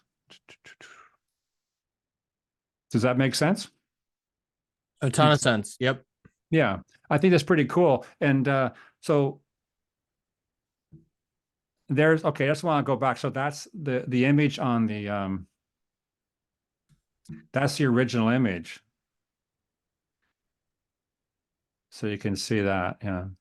I think Doug might agree that the lightness of it. Now, I can't have the emotional response that some other photographer has. So, but I'm merely just making my suggestions, my 2 cents. Remember, there's no right or wrong. And John Glazebrook has this image. Let me get this one off here. There. So my suggestion here was, let me get back to the original part here. There's the original image. Let me just do this. So just as the starting point, on my screen, I know it's moody and dark, and there's nothing wrong with that. I just feel that the space occupied on the bottom of the picture, although it could be considered a balancing point, I was thinking that if you just crop a little bit of that off, I got to move these video things get in my way of the structure. Okay, so there's how much, you can see how much I would suggest cropping the bottom, that extra space. See what I mean? So it's a matter of a directed attention. So I like the warm reflections, but it's a matter of personal taste. But if you lessen the base up to about that point, I mean, you can also consider that as well, even more abstract, right? So let's see what that looks like. So there's one idea. I'm not saying there's anything wrong with that top part, which has that tree fallen and so on, but that heaviness on the bottom of that blue and the top part internalizes the vision towards I think the meat of this noun of the image, the intent of the image. Now, if you could look at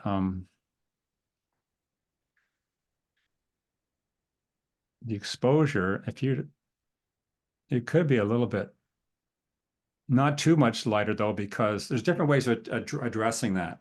But I think I like the mood of the darkness of it, and I'm sure that John has intended that as well. I'd be interested to hear what he thought about that idea of playing around with taking the bottom out. It's really comes down to directed attention. What caught your eye? What made you stop and point your camera at this? And then if you address those things, what takes away from or what competes with that as an element in the picture? So I'll just flip back there. You can see the cropping on that. I guess you can't. Yeah, so there you can see it there. So it's almost like the barber shop, a little off the top, a little off the bottom. But I mean, I don't mind this shoreline though. It's kind of interesting. But it comes down to those choices, right? So it might even be like a horizontal format. And I'm wondering if you had more base. I don't know. I think that that heaviness of blue overpowers. That's just my opinion. I think like even right about there, there's this little bit of stuff here that would you could clone out, but it's about getting it clean, right? When you cut something off, you take away its strength. So I think I like this go below the edges of that reflections. I'd probably do that and clone this little chunk out here. Very simple. I'm not sure about the top though. Now, the more I think about it, I would say right there. So that's my 2 cents there. I think that's interesting. And keep in mind, this is just my opinion, but it's really about effective communication, right? Okay.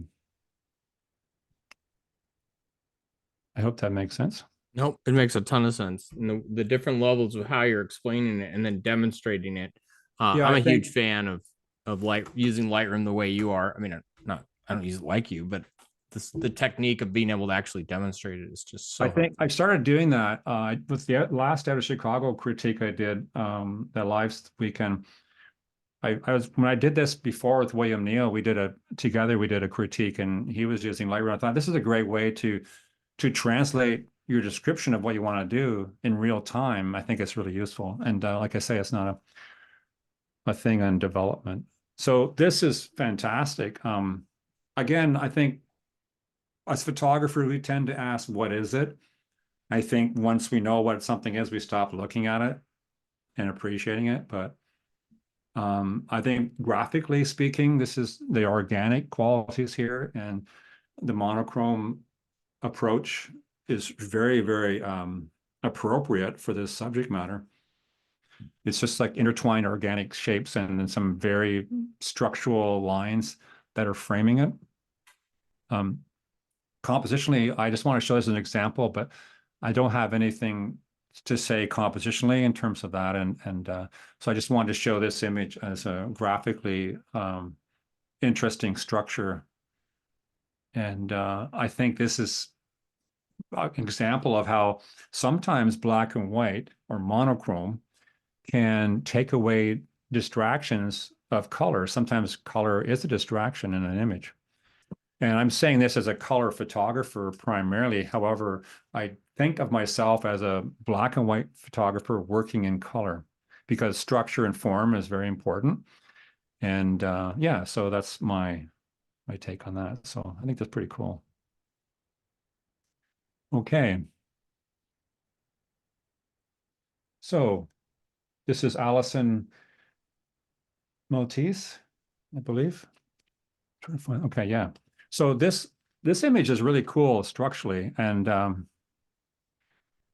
think it's got a lot of tension in the asymmetrical balance here with the extreme position of that stem in the bottom left corner. And this is another example of how color, it's like a car. Let's say you had a choice. Let's say you had a car you wanted to buy. You need to buy a car. This is a stupid example, but anyway, say you need to buy a car and you like this design of the car, but you want a certain color because color has a big influence on your emotional response, and that's going to be different for everybody. Structurally speaking, I was looking at this in black and white. Now, I'm not saying that one needs to do that, but I want you to think about that kind of thing in terms of comparison. If I go back to this one, I should be able to compare these. Yeah.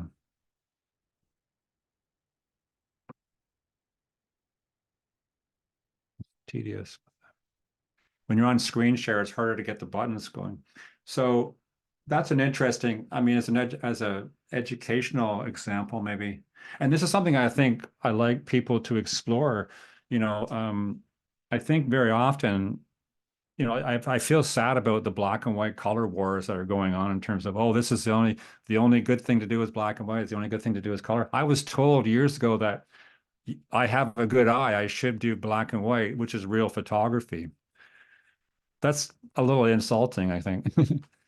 But I am so fortunate that I love black and white. I love color. I love art. So in all its forms. So there you go. But I think that's a really good example of comparison. No,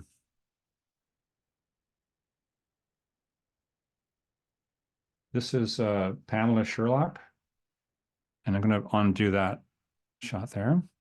I'll just take this up with lights out. You know, when you're using Lightroom, when you hit the L key, it cycles through dim and then lights out. You get a sense to see things without all that noise around it. This is a fascinating image. Um,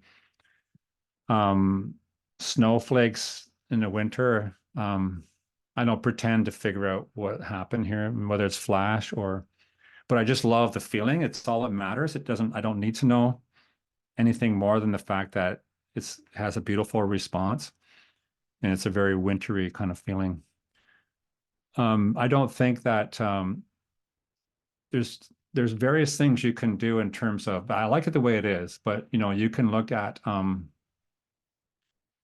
the degree of coldness, you know, with a little bit cooler color temperature. You can also, with a little bit of texture in the development, if you wanted to get a little bit more contrast in the tree itself. And of course, there's a dehaze, which can go all the way down to, so I'm going to go both ways with it. Here's the opposite negative dehaze, which is more ethereal and lighter. And that feeling is very different from the darker. So it's a personal taste. It depends on what your intent is as a photographer. But looking at the tonal range, but compositionally, beautiful composition and a very creative idea about capturing highlights of snowflakes in front. I mean, I used to play around with this kind of thing with a flash years and years ago. And or you can use some kind of light source, but it's very interesting. It certainly has that theme. What else was it? I don't think that black and white would necessarily be. So I mean, black and white has many interpretations, but I don't think that this would benefit from black and white like other ones would structurally. I think the feeling of this color is very important to the central idea of this image. So I think just a little bit of contrast and a little tweaking there might be useful on the tree itself. So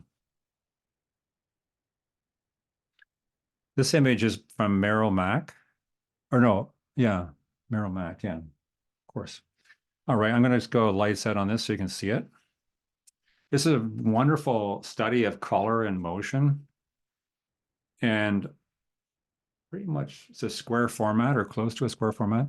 I think it's very suitable for the content, the proportion of the frame.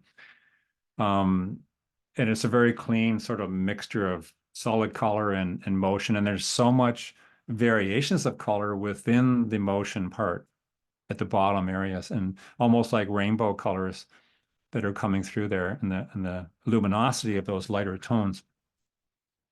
I think it's very powerful, and I don't have any comments on composition. I wanted to again show this one as an example of an effective abstract image, and you know, a very simple design and simple color mixtures.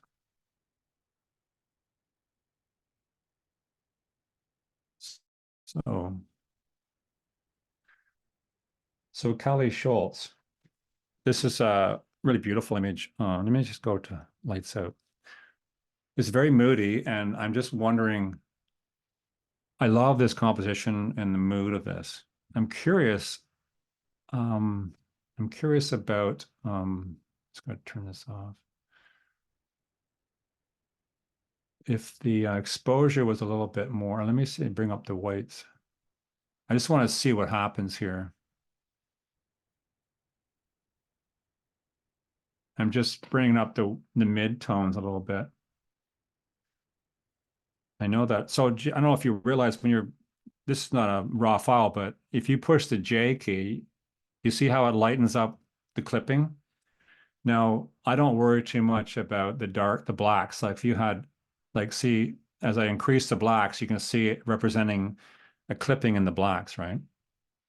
You can turn that off and on by hitting the J key. But anyway, I don't want to get into a processing thing, but I'm thinking that if you bring the black point back a bit and see, I can increase the highlights, but you see when you get red, that means it's clipping, see? I do an exaggeration version. So I would tend to, when I high key stuff, I would tend to, although this is not high key, but I would tend to push the light tones as much as I can until I get clipping. And of course, you can always use masking as well. Let me turn that off. So I'm wondering if, so there's the original.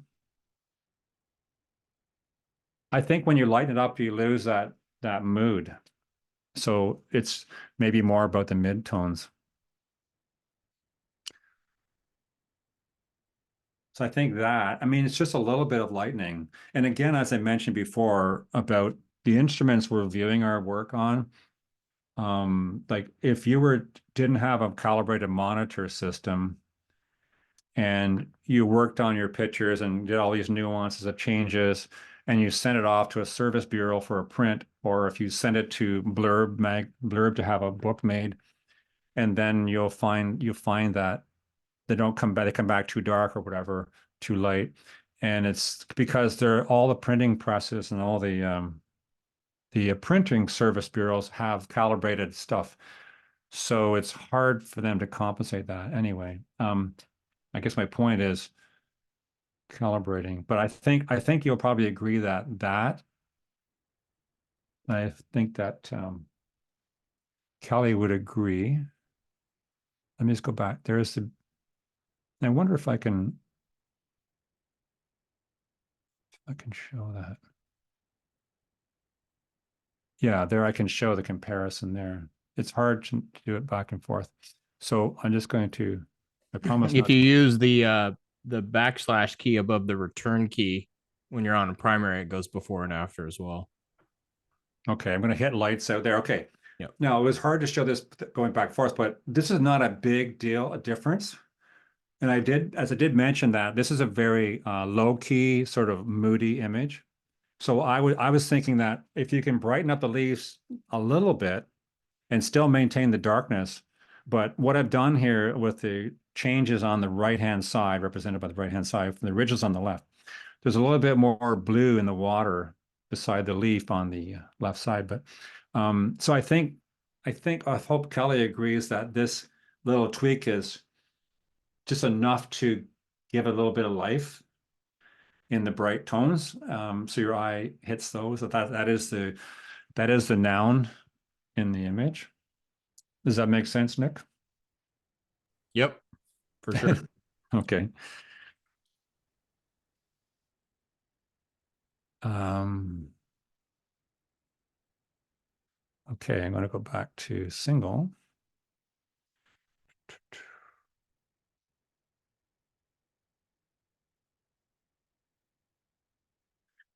This one is full frame. So this is the original image.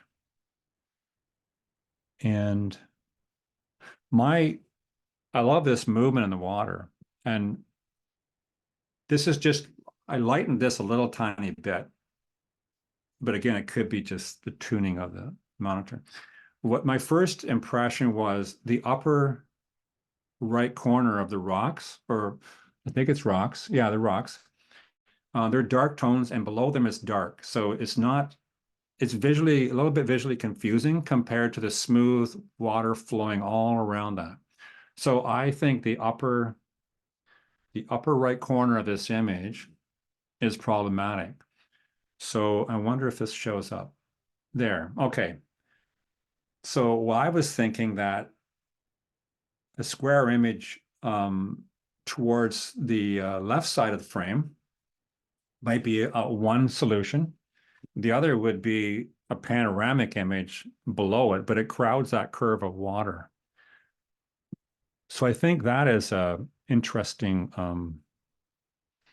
comparison there. Let me see. So many buttons here. Okay, so I don't know if I can get a comparison there.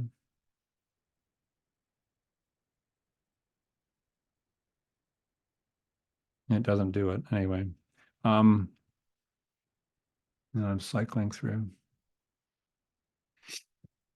Let me go back to single.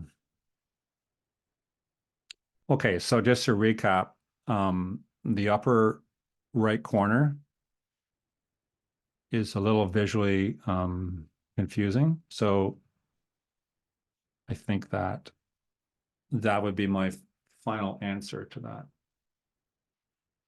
And I think that allows, so what happens with that dark upper corner was that I think I've always called them visual hecklers. I'm thinking of stand-up comedians. And it's trying to take away attention to the main subject. And as photographers, we can't move those rocks. Sometimes we can't move our position. But yeah, so I think that really directs your attention to the part that probably this is Mary's, right? Yeah. It's probably what she was drawn to initially anyway. And we have these frames we're looking through, and we're, as painters and people in drawing in the arts, they can choose any canvas they like. They can make any shape of canvas they like. As photographers, we tend to have fixed shapes, usually 2x3 and in that sort of area, 4x5, and so on. But not all subject matter fits into those frames. So it's useful to think of content proportions. And sometimes we get into favorites, some people favor 2x3, some favor 4x5, some people favor squares. I work with them all depending on the subject matter. Okay. I hope that makes sense for Very much so. okay. So Hecklers. Visual hecklers, yeah. Yeah. The stand-up comedian's worst nightmare. Okay, so this one, I think it was shown before. I'm not sure, but anyway, I wanted to show this quickly to show a comparison between the consideration of black and white, and there's two different versions. Now, don't yell at me yet. So I always loved, and when I first began photography, I had all of Ansel Adams' books and all about, developing. I used to work in darkroom and all this stuff. And I just came back from Big Sur a few weeks ago, and we had all their instructors had a 3.5 hour party at Ansel Adams' house in Carmel, which is his son lives in now. But pretty amazing. And we got John Sexton gave us tours of the darkroom, and where all the famous prints were made. And I mean, I really appreciate, and I see a lot of museums. I go to a lot of museums and a lot of galleries and really appreciate the black and white. So this is pretty moody, and it's not for all taste, but let me just very quickly, I'm trying to do this quickly. If I can compare these, and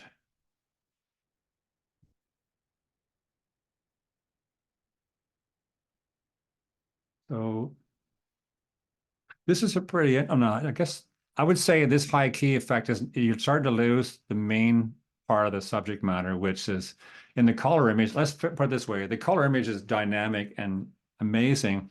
And I'm not saying that one should make it black and white, but I want you to think about that. Now, I think better comparison would be this.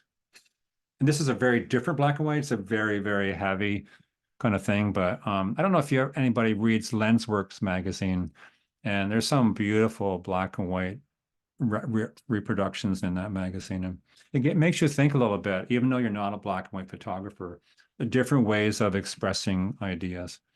And I think that if I go like that, so you can see that much more readily. Now, the high key version of that didn't work because you lost the main noun of that, in which is that lyrical line going across the picture space. So anyway, food for thought. And that's what I wanted to show that for. Let me see. I'm just going to go back to one image. So this is Randvig Bjork. from Iceland. I believe she's from Iceland. Yeah. Her Instagram account is fantastic. And I've been following her on Instagram. Actually, it's really weird that it's surprising how many, I mean, Instagram can expose you to a lot of great photography out there, even though it's Instagram. Um, anyway, if you want to check her workout on Instagram, it's pretty cool. So this is okay. I'm gonna move this cursor.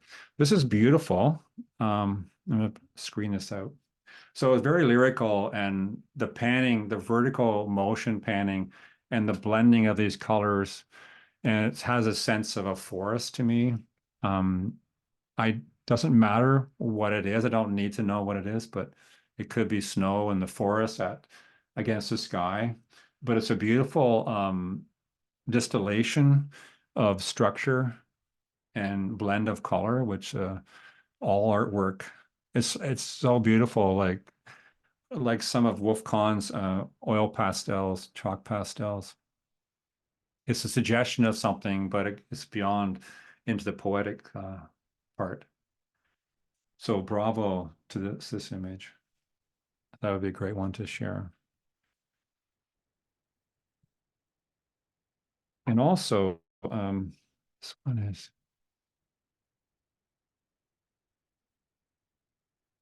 Judy Kotchian. This is also a great example of a study, a lot like I was showing in those rock formations, but this is ice, but looking straight down on a surface, and you have almost satellite or aerial view of Earth. And you have this wonderful shapes and these cool tones mixed with the warm tones. And I think the organization, the repeating motifs, the movement of that right hand motif that curves around, so does the left hand one, which has more of a head to it. And then that distribution or punctuation of brown leaves that provide image continuity as just like stepping stones all through the picture space. So if you squint at this, you can see the distribution of the equality of brown here and there and down towards the bottom. So every square inch of that picture space has a purpose and a meaning. And the relationship to the edges is not crashing into the edge, just a nice space around it to move. So this is a good example of this composition. And yeah.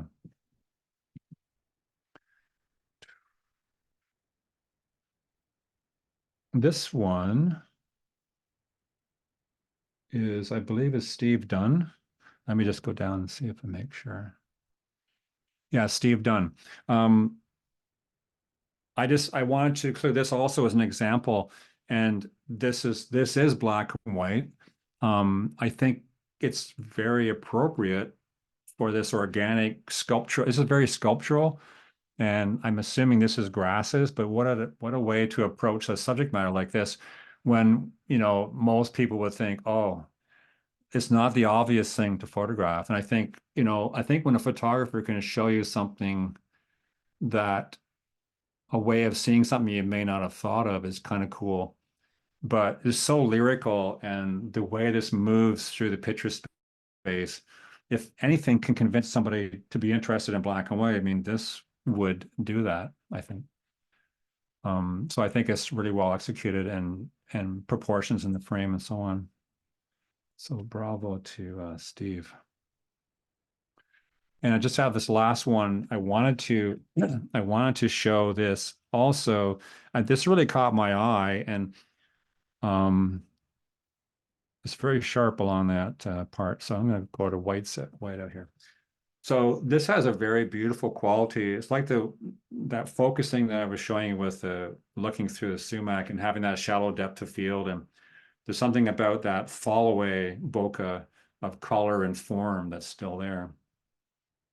And I couldn't resist looking at this as an alternative in black and white. And I think this is very instructive as well. And I think I can compare these. This is my last one, so in case you're wondering, is this guy ever going to be done? Okay, so if I drag. Well, it's also quite late. It's after 11 now, your timer, isn't right? No, it's just 10, but Oh, I'm not just late. 10. Well, I'm a late night person and an early morning person. That doesn't work very well, by the way. okay. Okay, so here's, let me just white out. So this is the last one, but yeah. Okay, so I'm not trying to sell you on black and white, but I wanted to demonstrate that I was talking about before, the difference in what color versus black and white. And it's not a competition, but the different means of expressing ideas. Now, if we're talking about abstract, and if you want to get down to it, isn't black and white photography abstract in the sense that we don't see in black and white? That's a question you don't have to answer, but that's just yeah. So anyway, whether or not you like this in black and white, I think it's always good to. That's how you grow in photography, is by experimenting and dabbling in different things. I know musicians. I know musicians that in bands that are playing bass guitar, play lead guitar, and they also play drums. And even though they don't play drums in a band, they play drums very well. And there's nothing wrong with in any things to try different things, right? If you're painting, then try different. If you're doing just oil paintings, try watercolors, for example, and so on and so on, or just do drawings or etchings. And I think it all reinforces each other in your development as a photographer and as an artist. So yeah, so I think I can end it there. I think And it's a once fantastic way to end. once again, I'm so sorry for being so windy with the. No, it's well, you'll see the comments. A lot of people said they can watch this all night, and we still had Okay. over 90 people hanging out with us. So, Okay, and then they got the not all recording 90 of them too. could be asleep. So, Of course. yeah. So, absolutely So fantastic, Richard. You have a very calming way you go about the photographic arts, in particular. And so yeah, Eric Bennett is a friend of mine as well, and he is one of the ones that had recommended you a long time ago. And super happy to have you on here tonight and spend some time with us. And that's great. Thank you're gonna laugh at me, but I can't get out of this picture. What did I do? Maybe I'm just brain dead now. yeah, exactly. It could be. It's frozen on this picture. Oh wait, there it is. Ah, it was lights Yeah, out. That's what it was. yeah. I feel like a piano player with a keyboard, Yeah, we sometimes after we've been doing it for multiple hours, we become all thumbs in the Oh, process. there it is. I'm out. Yeah. Well, Oh, well, oh, I hope I fantastic. made sense. Nope, it did. It was cohesive, kind of all the way through, and excellent selections. In the image review, we get like upwards of 100 image Hmm. reviews, um, image submissions, more than 100.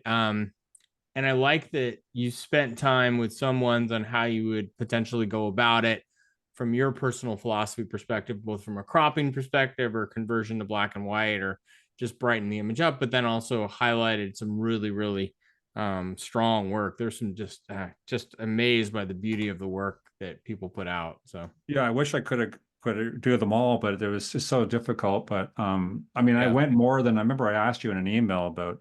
I kind of yeah. went overboard, but Well, I I'm always learning go that's the overboard. theme with you. So if I That's actually wanted you to, you know, be on time, I'll have to underestimate for you. But no, it's absolutely beautiful. So which is great. So well, on behalf wonderful. of everybody that's still here, and everybody that's going to watch the recording in the coming weeks, days, weeks, and months, thank you for being part of the audience in the group. And I'm going to be emailing you. I have an idea of bringing you back really soon. I don't want to overload you, but I think Soon. the audience would love to have you back for different topics. And so Sure. I got it. I got it in the works. We'll be in touch.